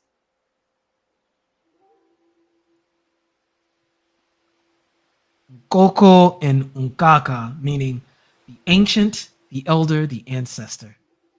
And it's for that reason, and I believe he was making reference to the point I was making about indigenous populations, First Nation places, folks on the continent. Whenever there's a birth, there's a question of who's come back. Believe it or not, you get into the hoodoo traditions with an H. You know, that aspect of Eidos culture that doesn't get accepted by the majority of people. Ask the same question. But I don't think it's a coincidence there's a Congo connection with hoodoo. I'll leave that alone for another conversation. But definitely getting into elder and ancestor, and that's why it's not a coincidence that it's the elders that run that ritual with those who just came back. The elders, the ones that are about to go back to the ancestors, greet the ones that just came from it. There's a cycle here. There's a really old cycle here that I think is worth really investigating because it has tools in it that I believe are useful for solving a lot of problems we're running into in the present moment. And problems that we have no idea that are about to be very serious in the next 10 to 15 years. Says, you're right, Helen Blavatsky reminds me of occult Margaret Sanger. Funny you should say her. I'm going to put an asterisk on that. We'll just say those two weren't strangers of one another. Their writing and works have a major white supremacist leading and Asiatic fetishization. To me, Aleister Crowley is no one to admire. He's a black sorcerer, meaning, on that left-hand nonsense exclusively, and a madman. But he did seem to have an authentic power. That's another topic entirely, and I co-sign. Shango Zulu with the cosign. Ankh says pain can be your greatest teacher. It's my subjective opinion, and I'll get into this when I start speaking on the nameless path. That the only two guarantees you have in life is death and pain. Everything else is a bonus and not guaranteed. And if you can come to an understanding and resolute acceptance of both of those, there's far more that you can do than can't do. You'll find that the overwhelming majority of limitations in human action can be rooted back to a fear of death or suffering brought about by refusing to accept the pain of discipline, all in an effort to hide from the pain of defeat. I'll happily take my L's if I can face them at my own term. You'll find that those L's aren't necessarily L's. They're just experiences that's conditioning you to succeed in way more areas. The only person you're really fighting against to defeat is the you of yesterday. But that's my subjective opinion. We got Lion 917. Us. Glad you can make it. Rael, fellow Scorpio. Us. What's good? I'm listening. Glad you can make it. Peace. Us.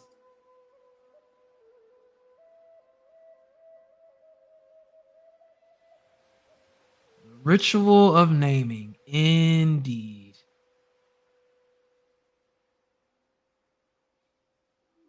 He says boys, girls, and older people have to be initiated. You don't just become an elder by being old. A lot of those people get prepared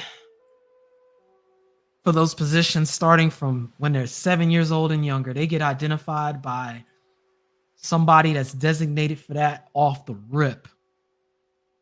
Everybody has a purpose in those societies. And I stand that when I posited my hive theory, I believe that only happens in the absence of purpose. I believe that happens in the absence of social roles being degraded to such a point where people don't know why they exist.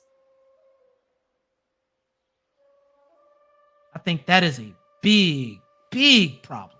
Very big problem. I can say in a lot of the sciences I'm into, as far as that initiation process is concerned, 40 is the magic number. 7 and 40, the magic numbers.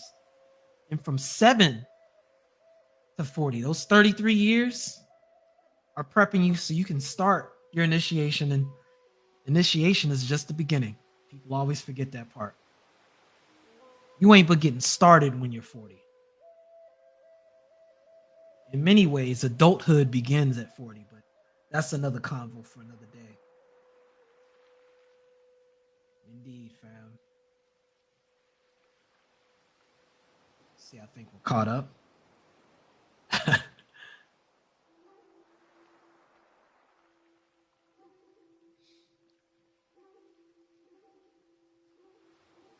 Which is something I wanted to talk to you about. What in particular? And you always know you can hit me up on my email or on IG. I think I've got my updated Instagram and my information on the little banner on the bottom of the screen here. But we can go up and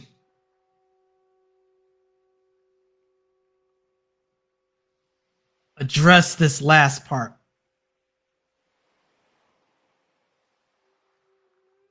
As I've presented this information so far, this was the verbal defense form 7, verbal sword form 7, the Way of Portals. This was the original form I was going to release it under, and it essentially represents the Juyo form of all of it. And as I said, I hesitated in talking about this because this information can very easily be used to find yourself in a feedback loop and being stuck in red pill rage potentially. And I didn't want to irresponsibly place this information knowing that if you're not ready for that, that's a very real possibility. Unless and until I could offer the other side of it, which was the Vapaad form. And I believe when understood properly and you take the time to let this resonate, when you go back to the beginning and let this information sink in, I think you'll come to a profound conclusion that the gender argument is over with this Vapaad form. Over. Absolutely over. And the only time you need to represent this is when you're performing the sealing technique. If the verbal defense form 7 is Kichiyose no Jutsu, or the summoning technique, the Vapaad variation of it to the Juyo is the Fuuin Jutsu, the sealing technique. It's important to note that if you're going to summon something, there is a context and a purpose that it serves. There is a contractual undertone that animates it. In other words, it's not there for no reason. What is summoned can also be banished. And if you don't give yourself the tools to banish that which you summon, if you don't understand that you have the capacity to banish that which has been drawn forth, you are a fool for summoning it in the first place.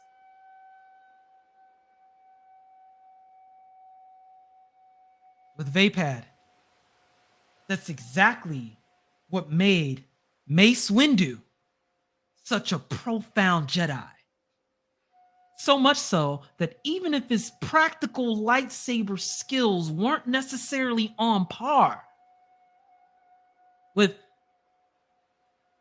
Dooku, let alone Sidious, because of the nature of Vapaad, which took in the potential to just delve into one's emotion fully and unrestrained, to be fully engrossed in your desire for combat, and have that reflect back on the individual that's initiating the aggression. It formed a complete feedback loop where that which is given is reciprocated. The law of sacrifice and reciprocation is acknowledged, and you've established a never-ending feedback loop of dishing back everything you receive. In the sciences of the occult, oftentimes that's called the rule of 3. What you give gets sent back to you even harder. Vapaad effectively did this, preventing one from falling prey to the dark side of the Force.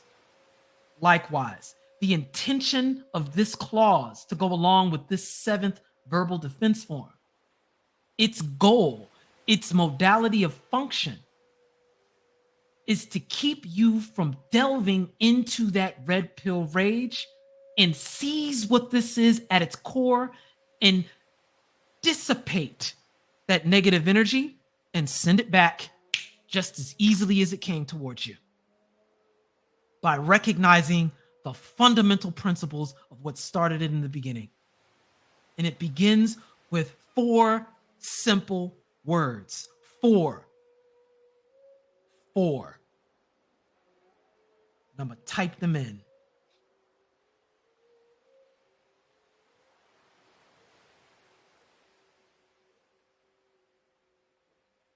no right, no responsibility. Let's say it again. No right, no responsibility. If you do not have the right to something, it is impossible for you to be responsible for it.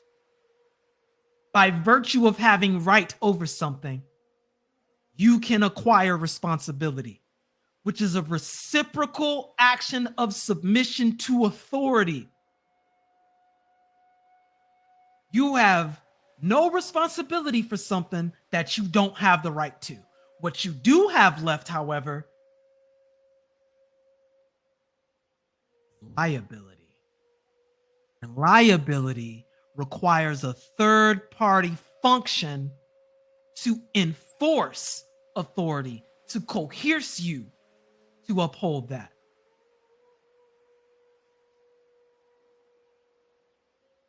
That's important. What you're describing now is a contract. You cannot be responsible for something you don't have the right to. But you can and are often held liable for it. This liability is enforced upon you by the authority of something that is a third party beyond them. Beyond the two parties involved, the third party is the enforcing party. And for many instances in this modern era, it's through shaming, it's through the threat of violence, be it locally or through a state actor. And in many instances, it's through the court system.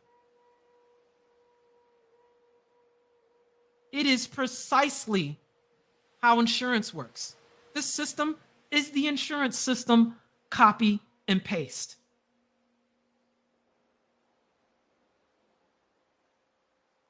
What you don't have a right to, you can't have a responsibility for, but you can be held liable. And that liability is predicated on a contract and enforced by a third party. To give the comparison to what occurs with summoning, it's no difference than when you see these exorcisms being performed. And oftentimes, there's a higher power that is invoked to state that they're in violation of what they were brought there for. And they need to return from whence they came. It is a means of correction. It balances the scales. If you don't have the right to it, if you can't tell it what to do, if you can't make it do something, you can't be responsible for it. But you can be liable. Human beings have used forms of liability to coerce action and form compromises since civilization began. And the more civilized you are, the more of a series of liability that's held to you. But the closer in empathy you are, and the deeper in trust you get, the more likely instead you move beyond liability into responsibility because you are given authority. If you don't have trust, you can't be given authority. If nobody submits to your authority, there's no being ruled over. That's why people end up being coerced. If met in a situation where something still has to be done and responsibility is not there, you have to take liability. That's where you induce rules like get down or lay down. The contract is do what I say or I kill you. Do what I say or I'll deny you. The idea of the consequence being some profound threat that's coerced upon you to make something happen. There's a different kind of agreement that's taking place there. It can look like responsibility. Oftentimes, the two get greatly conflated with each other. But in reality, if that third party wasn't there, if that third party that is enforcing the liability clause disappears or changes for whatever reason, or if you gain the ability to buck back or rival that third party, or are no longer able to be influenced by it, the liability is broken and you can renegotiate the context of your association. Oftentimes, that's by leaving.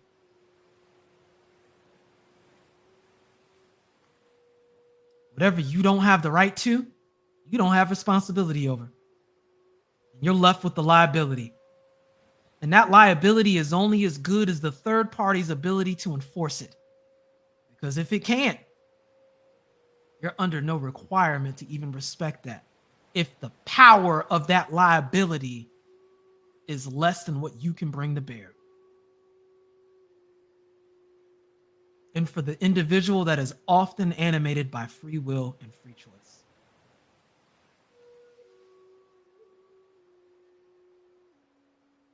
It's that simple. And we've seen this conversation play out in so many different ways. It's almost comical. It's so profoundly rooted in common sense that oftentimes when we see this be ignored, it's because it's playing out in the limbic system. It's the emotional part of our existence that is adhering to the liability. And our conditioned fear of the third parties that enforce liability. For example, if we take a look at what's anticipated and expected of these patriarchal systems in this modern context, there's no responsibility in play. There's no authority on behalf of the men to push that forward. They're being held liable for aspects that are created by patriarchy. And the third party that's leaning in to make that happen is the state. There's nobody that can make anybody do anything with regard to the majority of these systems. But there's still the expectations that the benefit that these systems previously provided to still be there. Remember that law of equal exchange. Reciprocal exchange, rather. Sacrifice has to be made. You are marked as those that need to be sacrificed. So you're held liable for these benefits provided for by the previous system that was animated by responsibility. But when you lost the right, you lost the responsibility. And in its place, you were given liability. You are being held liable to provide this patriarchy on behalf of being shamed to do it or coerced to do it by the third party of the state or the court system. And unless and until you find the means by which you can address that, you end up suffering those consequences. You address that by either demanding the right so you can be animated by responsibility and seizing it, or you confront that third party or leave it alone. It's up to you. Do you engage in the liability that's being gaslighted as responsibility? Or do you take the time to negotiate a contract and either get favorable conditions, mutually beneficial if possible, or leave it alone and walk away and don't look back? As a conscious entity with agency, you have the ability to do all of these things. But it's critical to recognize the nuance in play. Responsibility and liability are not the same things. You can only be responsible for something you have the right to. What you're left with is liability. And that liability is only as good as that third party's ability to enforce it upon you. And I advise everybody in any scenario you find yourself in to examine what that third party can really do.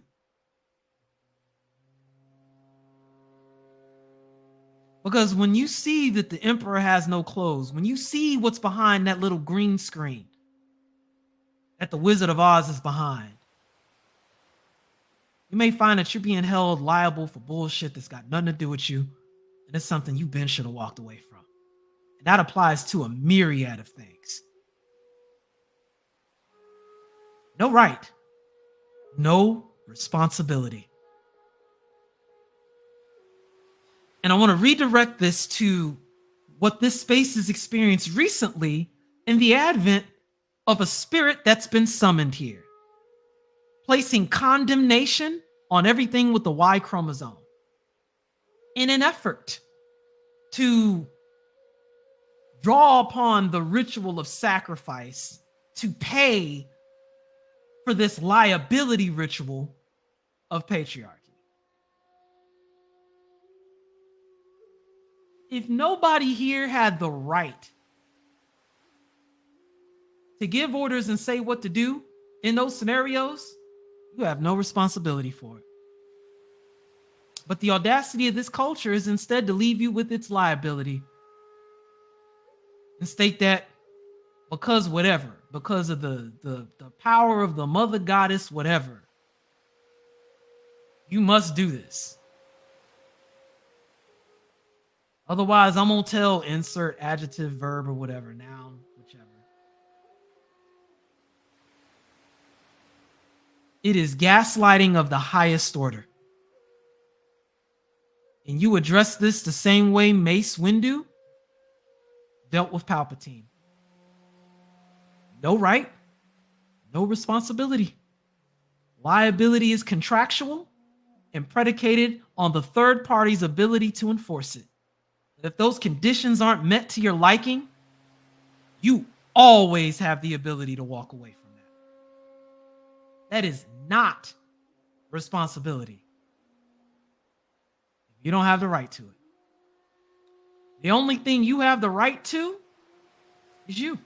Ultimately, at its core, you always got the right to you.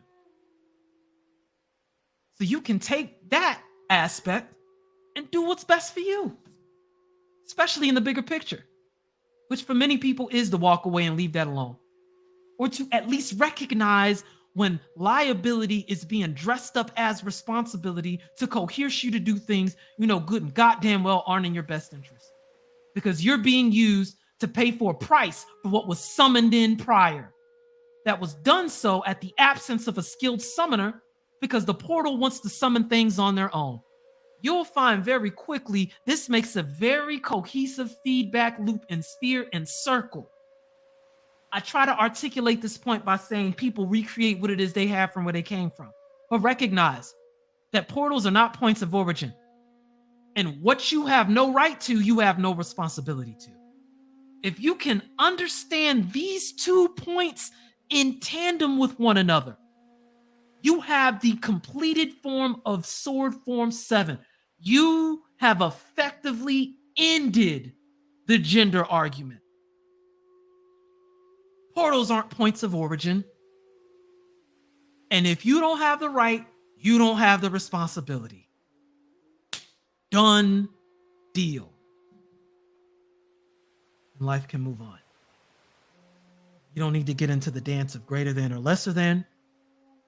You don't need to get into the argument of imposing or superimposing some thought or idea.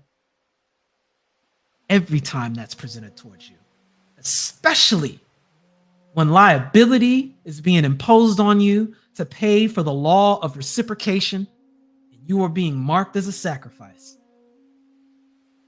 question that third party, the third party that the authority is being deferred to. Renegotiate that contract or sever it. It's your right to. You have a right to that. And the way to understand that concept is agency.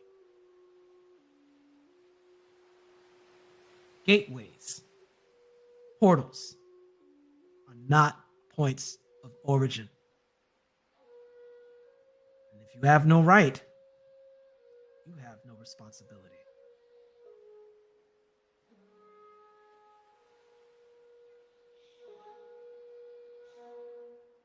At its core, this embodies the principle of this seventh form. Perhaps after you've seen the kind of things that I've gone over, how it's contextualized, why there was a lot of hesitation in bringing this information forward, because it can be easily misconstrued and misunderstood. And I'll reiterate again, this isn't an attack on anybody. It's not a declaration of greater than or lesser than. It is presented with the objective of addressing an order of operations so that problem solving can be made realized in the micro and in the macro.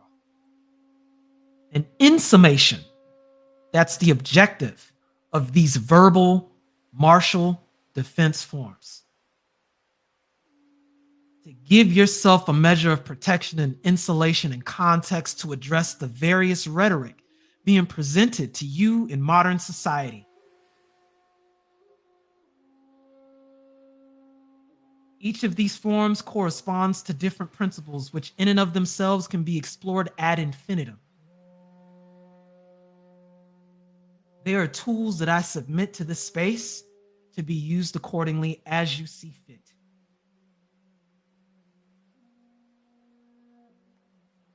The objective is problem solving for yourself and the world around you in whatever way you see fit. Take what's useful, leave behind what's not, and if possible, revisit every once in a while. Any of these videos where I'm talking about these points, folks are more than welcome to leave some feedback. If there's some things you want to add, if there's some things you want to point out, please leave them in the comments section. Highly appreciate it. When you see me in the space, you may hear me refer and defer to some of these points. This is the point of origin of it all. With that said, I'll go ahead and conclude with that. If there is any questions you guys have about what I said about this particular verbal sword form, or any of the previous ones, or any requests for topics in the future, definitely let me know.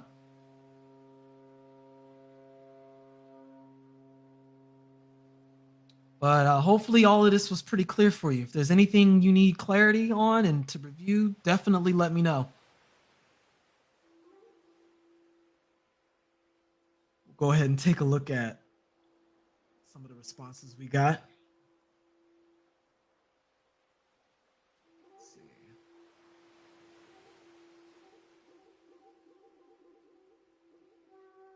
The Fourth Industrial Revolution hive imposing function/position versus the traditionalist view on mission.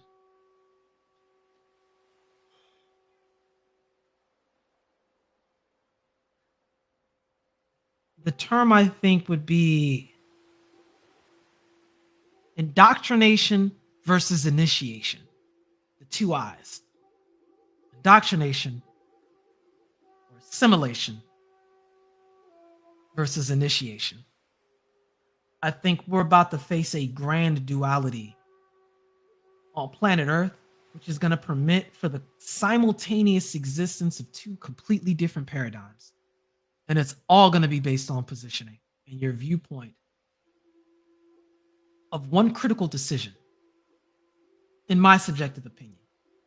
The degree to which an individual wants to be self-serving and what that looks like, versus the way in which they seek to serve others and the creator. I think that's the ultimate choice folks are going to have to wrestle with in the extreme immediate future. That's going to play out metaphorically in a lot of different ways. Because this fourth industrial revolution is going to allow for the proliferation and amalgamation of these thoughts. So whatever belief system you're rooted in now, fourth industrial revolution is going to give you an amplifier to magnify that times 1,000. Armed with an algorithm that can seek out any predisposition you have. You're going to be nothing but a blown up version of what you are now. All the good and inversely, all of the not so good.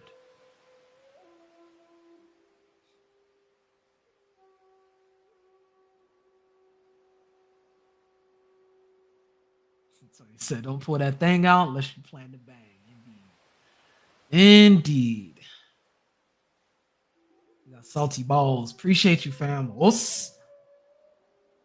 Says salute. Let's see. Let's talk to Shango.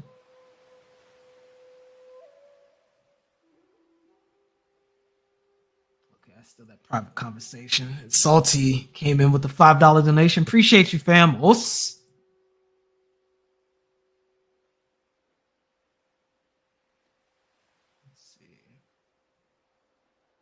Rael says, I always say, if I don't have the authority, I don't have the responsibility. All responsibility and no authority means a slave. By textbook definition. Textbook definition.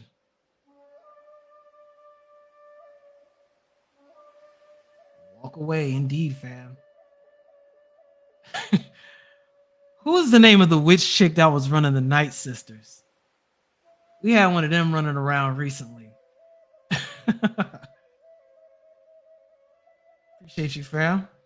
We got AB Media. Us. Glad you can make it in for the last part. You may want to join the playback gang. Appreciate the applause, fam. Glad it's of use. She'd be here says the 9 laws of self-governance. Gold Professor, Gold P. Shout out to that brother. He states discipline, protection, applied selfishness.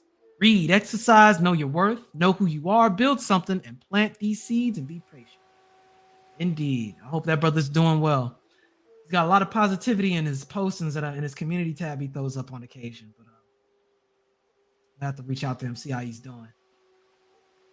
So this was an interesting stream. Great breaking this down. Yeah, definitely keep this for your playback. Go back, revisit, and we'll take a look at this again in the very near future. I plan on occasionally revisiting each of these 7. And what I may do is when I find articles or particular bits in the news that are relevant and correspond to a particular verbal defense form, or if I can find some good science that we can use to add a higher resolution to these concepts, I'll bring it forward. But I want to use them as a basis of conversation on this channel that can easily be deferred to the same way you would a martial arts body. You know, when everybody has different ways that they express the various techniques of a particular art, because everybody's perspective on these things is different. I think in that way, this place can serve as a dojo as intended. What do you think about the landscape within 3 years from now?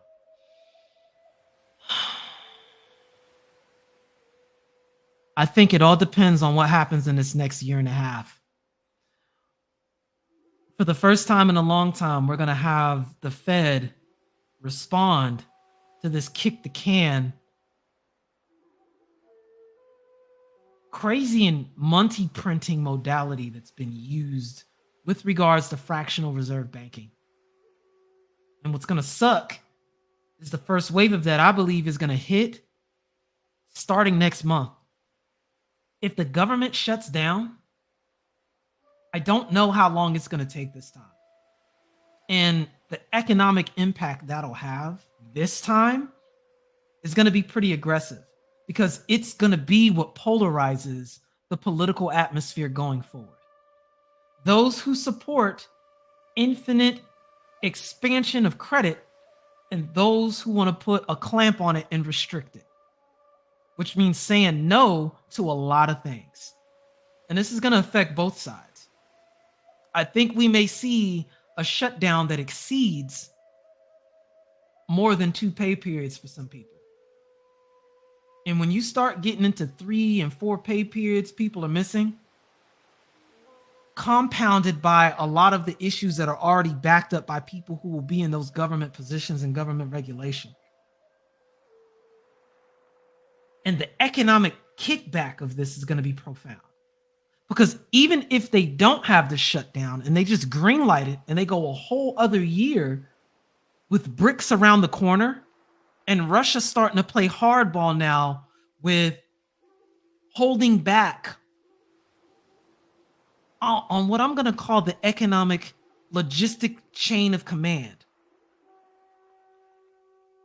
When everybody's going without at the same time it's going to force people to make a lot of alternative decisions that you didn't see before. And you may see a return to manual labor.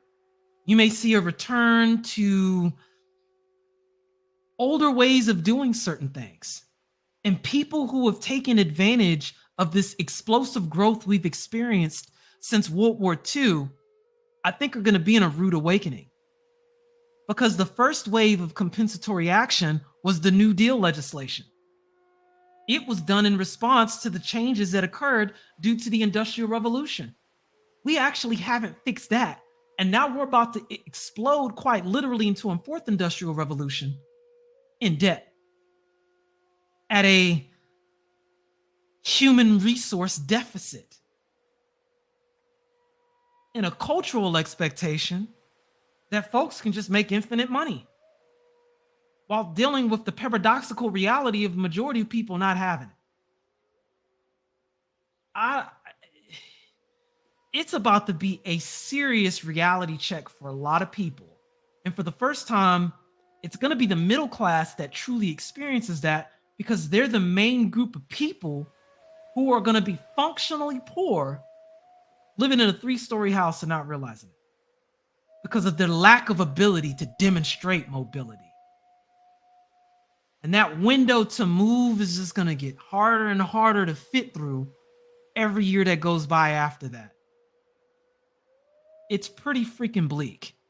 And it's bleaker if you're operating on that principle I described in Defense Form 5, where I demonstrated the difference between force and power. In other words, if you're still working with addition when everybody else has figured out that they need to use multiplication, you're going to get outscaled on.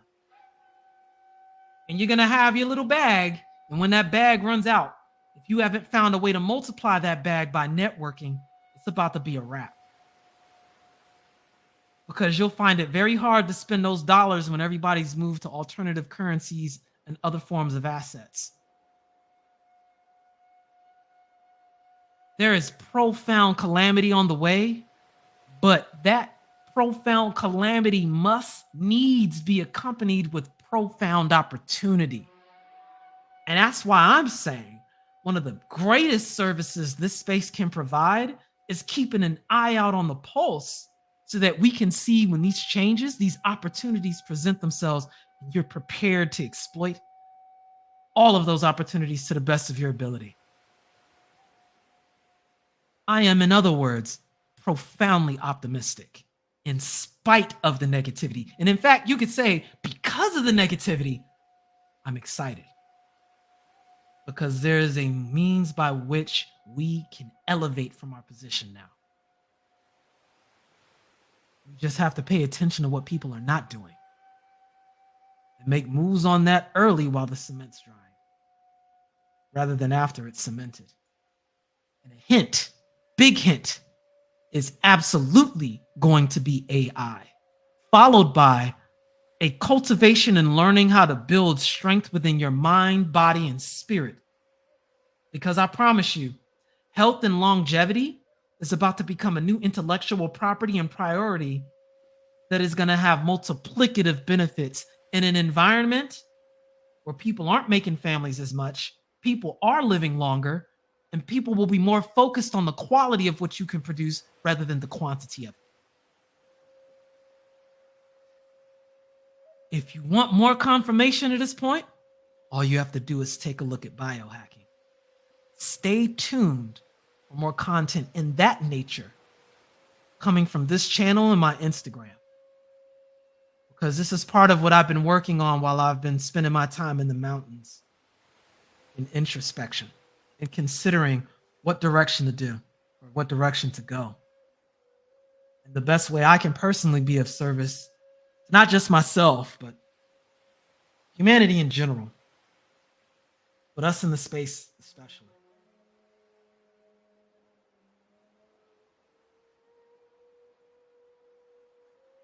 While it states modern education is indoctrination, you pretty much have to unlearn most of what you've learned, especially what you've learned in the public school, in the public educational setting. You've been dumbed down on purpose. Understatement. Wanna Be Mystic says, you know any occult techniques to get a brother some hoes? Just kidding.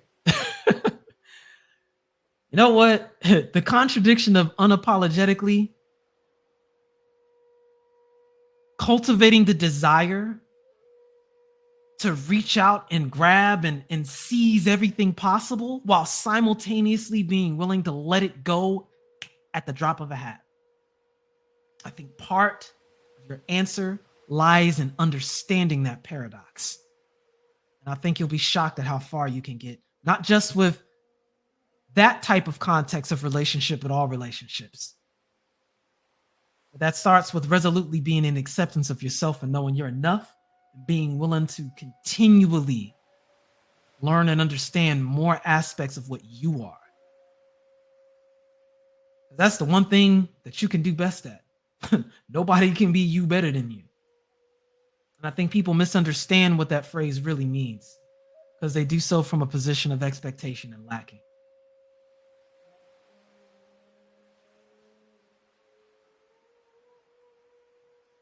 Got the contractor. I don't know if I saw you earlier, but glad you can make it, fam.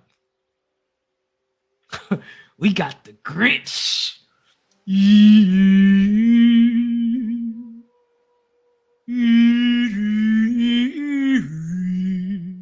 Tipple the misogynar. What's good, fam?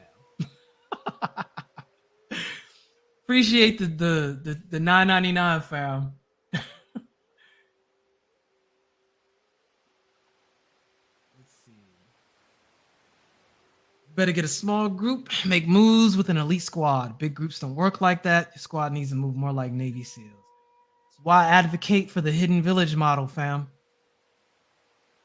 Let's see. Probably not this time. I want this to be a standalone. When I do the panels, I'm probably going to have open dojos where I do that. And I'll label the live stream as an open dojo.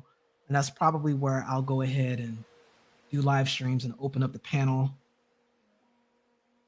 Days I'm thinking for that might be Wednesdays.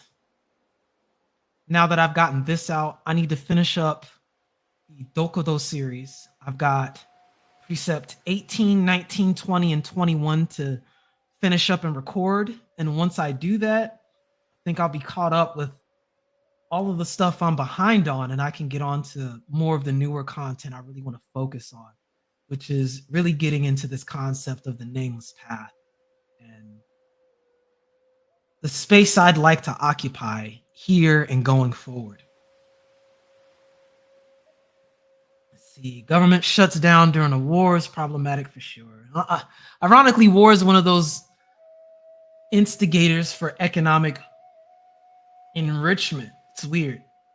But that war is going to look very different this time, thanks to the technology we have available. And I think we're going to see that in the form of economic proxies and AI implementation. The race to AI supremacy cannot be overstated. It absolutely can't.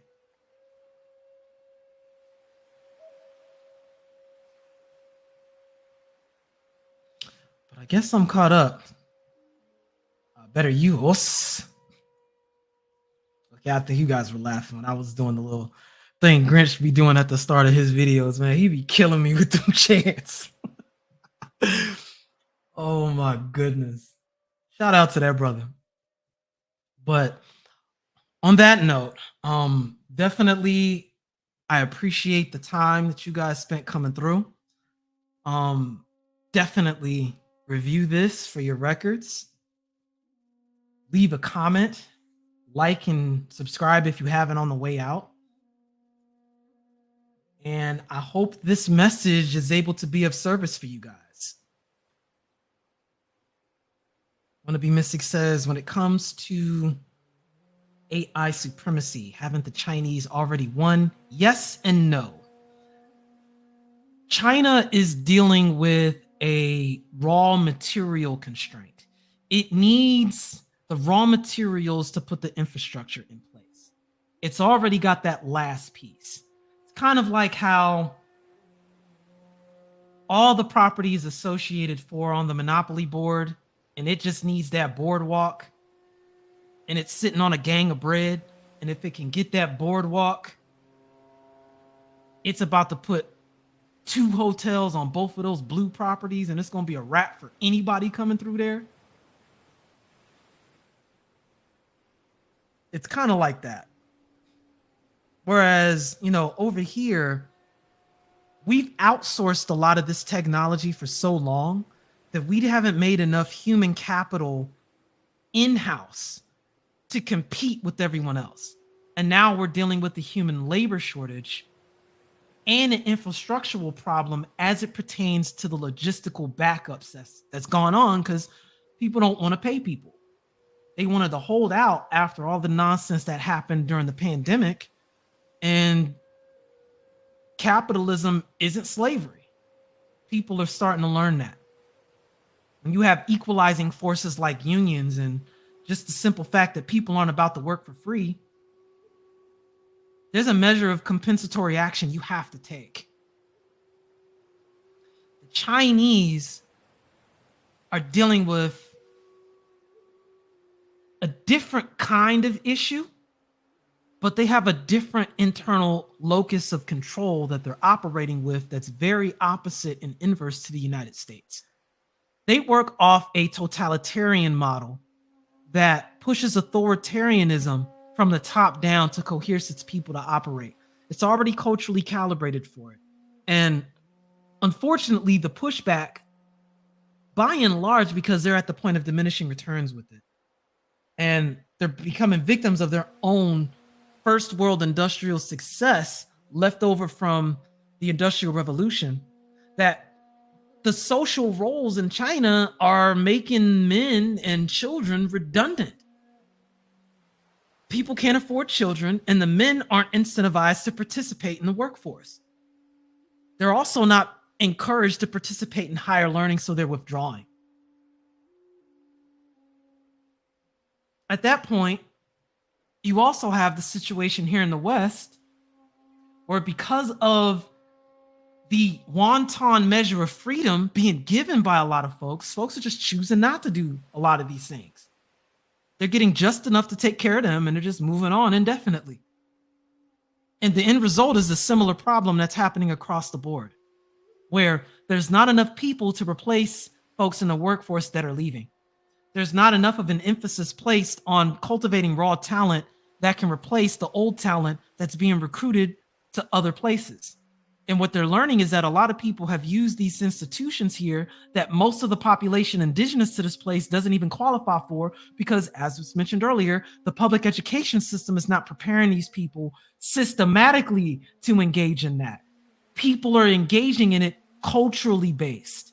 And what most are doing is they're engaging from a completely different place outside the environment and being injected here, taking advantage and going elsewhere.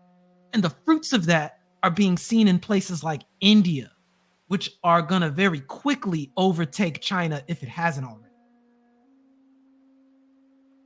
That's really the big issue when we come to where China's place is in everything. It's just at the moment, they're peaking, but they're about to start their downward arc. And that's going to be an aggressive fall when it happens. We're already seeing the symptoms of it. He states, what you describe about man equals summoner is also similarly explained in Bukongo tradition and woman equal portal. I mean, I already shared with you my DNA test, man. We'll just say the genetic memory is definitely a thing, followed by there's not much new under the sun. Certain things just intrinsically make sense once you see how they function for a while. It's just unfortunate that Western thought wants to apply a greater than lesser value context or value judgment to it, which is profoundly unfortunate. Says, I think the Chinese are overrated. You may be onto something, at least this modern iteration.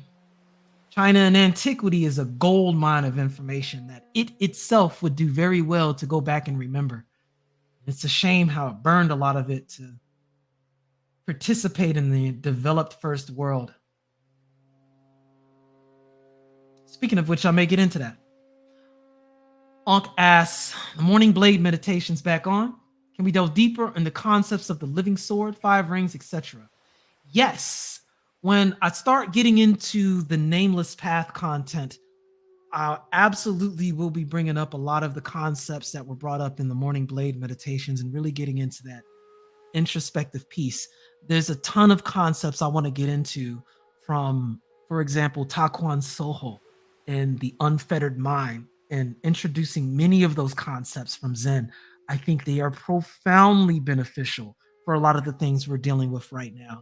I also want to continue in that same vein with regards to the life-giving sword, aka Katsujinkin and Satsujinkin.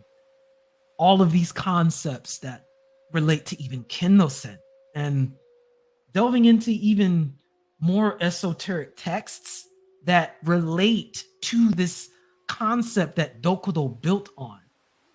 Absolutely, I want to get more into that.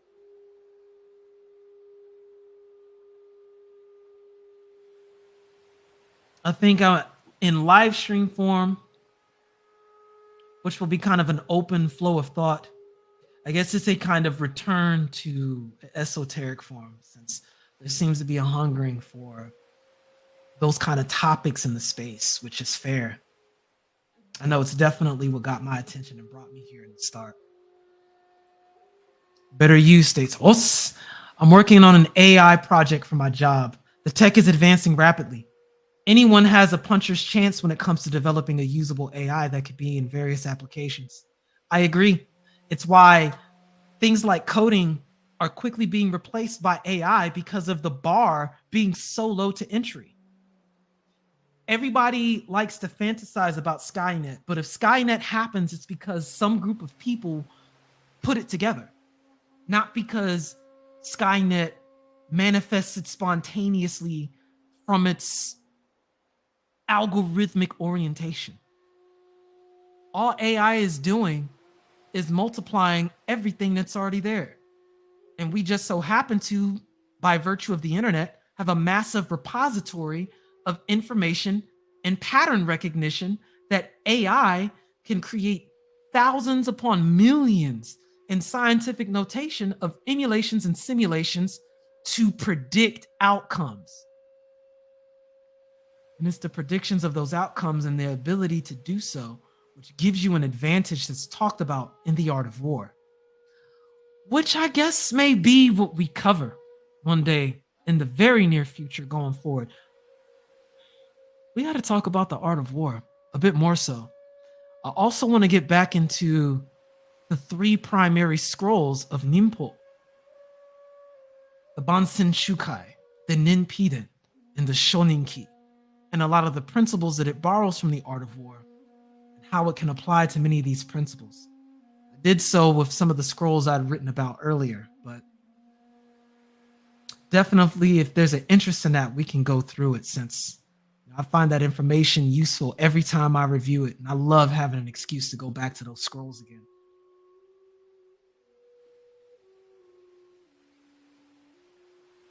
He stays talking about China, birth rates, suicide rates, let it all rot. Generation is eating at China. Indeed. They claim to have a birth rate of 1 child per woman, which is probably means it's a lot less, and especially in East Asia. There's many places that are below 1, let alone replacement levels.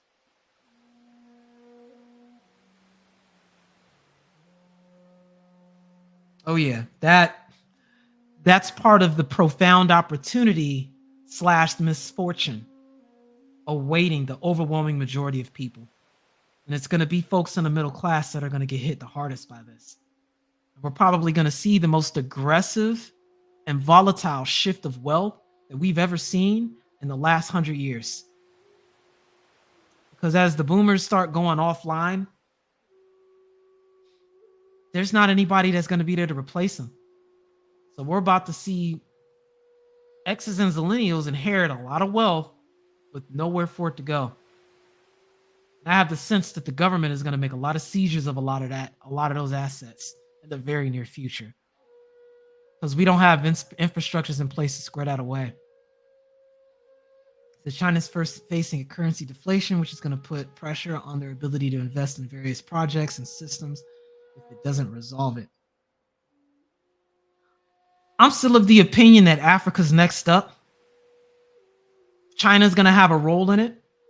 China's sitting in a better position than the West right now, but China is facing an abyss, and it's going to have to confront it and deal with it eventually. And I think the scope of that abyss is profound. But China definitely has the tools to try to address it. But I don't think it's going to stay on top for no disrespectfully long time like we're seeing in a lot of places. But I co-sign with that statement that China is good. Relatively speaking, again, it's got the tools to deal with it. You just have to see how it plays out. LeVar said, ain't shit. He said, I hate to get off topic, brother Davis, but have you shopped at Dollar General yet? Man, look. We're not talking about Dollar General on this channel. Straight bougie shopping all day here. It's all about Sprouts and Kroger, where the white people shop at.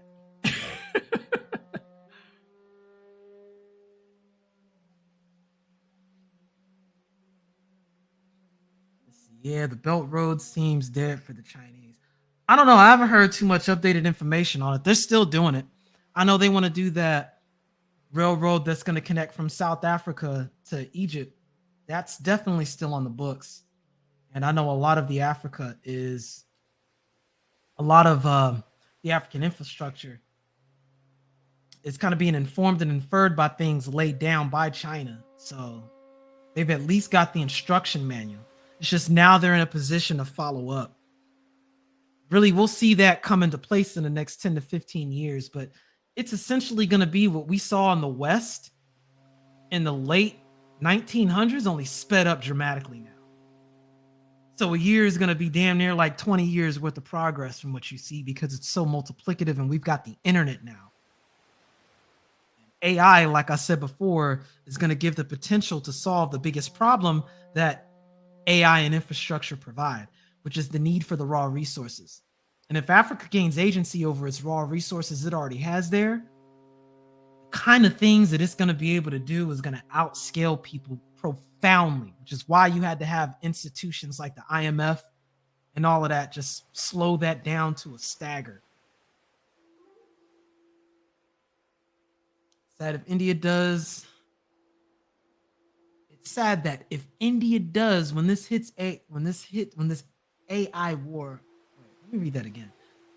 It's sad that if India does win this AI war, I fear, he said win. I fear they'd completely throw away their centuries-old spiritual traditions in favor of modernizations and world dominations. I don't think so. I think India, like many other places, are going to have a dualistic approach to this, where some may be on that. But I think the technology is going to find a way to integrate and enhance the religion. I think you're going to see religions like Islam be met with certain challenges. And it's going to be interesting seeing how traditions like that employ the technology. Because for every bit that people can walk away from their religion, this technology can be used to reaffirm, reassert, and spread it. So I think what you may find is a more approach and appeal to spirituality, and maybe something that's less religious going forward. It'll be interesting seeing how that plays out. But I think there's a lot more potential in that. It's going to be up to the will of the people.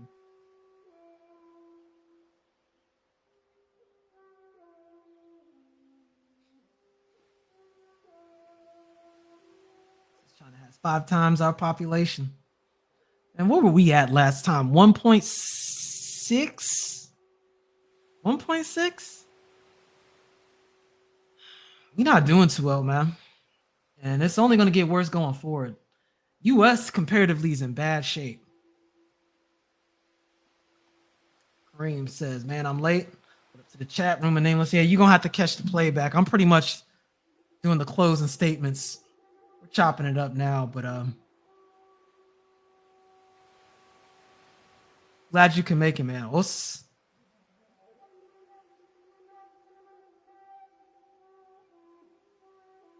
Said they can seize it to what end? I'm not sure what he was mentioning about. Maybe he's talking to somebody in the chat. Kind of seeing he's out of sync now.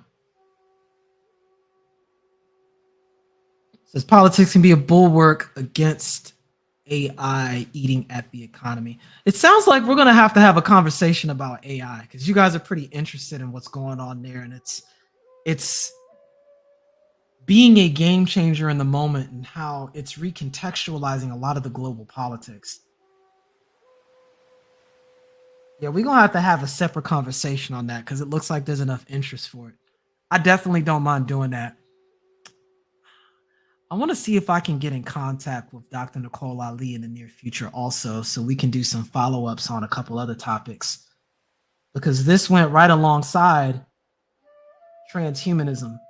And I think it's time for an update because there's been a lot of breakthroughs in that science, and there's a lot of whistles and asking of assistance being done right now that many folks don't know. We'll just say a lot of fiction has become nonfiction in the last 5 years in ways that'll completely blow your mind.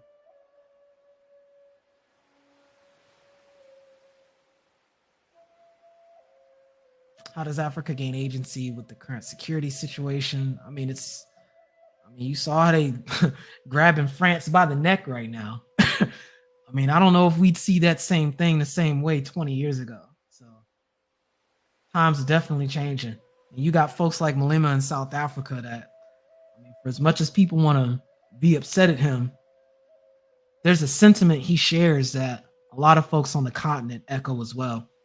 And I like the idea that Africa's making more steps to address the global political platform as a continent rather than as a bunch of individual countries, especially since those countries were pretty much designed and systematically lined up so they could be exploited by Europe during the whole grab for Africa thing. It was at the Berlin conference.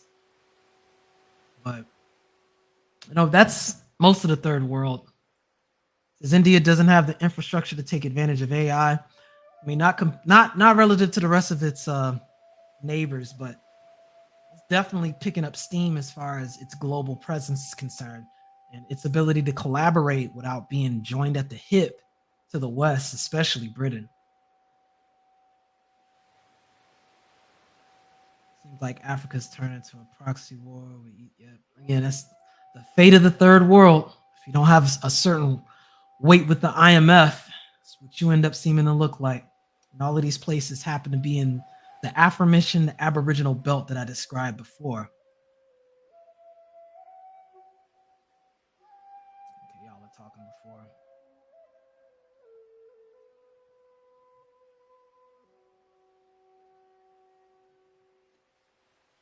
This is AI up. I mean, that cat's out the bag. There's no putting it back in. You're going to have to interface with it because it ain't going nowhere. And it's at a point where, and anybody working right now knows that if you're not in a position to use AI for your position will be up for or be replaced by somebody who is willing to or knows how to do so for the most part. That's the overwhelming majority of folks, not only in tech, but even in a lot of blue collar positions. It's just too much of a game changer with regards to what you get access to. So folks better buckle in.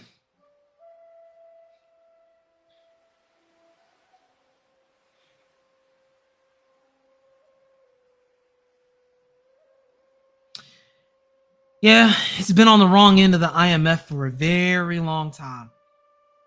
But it'll catch up pretty soon when the playing field gets evened, if we're fortunate enough to get that far. We haven't handed off Earth to the cockroaches again. Human relationships will probably end up trumping all of this because that's the foundation that any state requires, so long as they want to be human.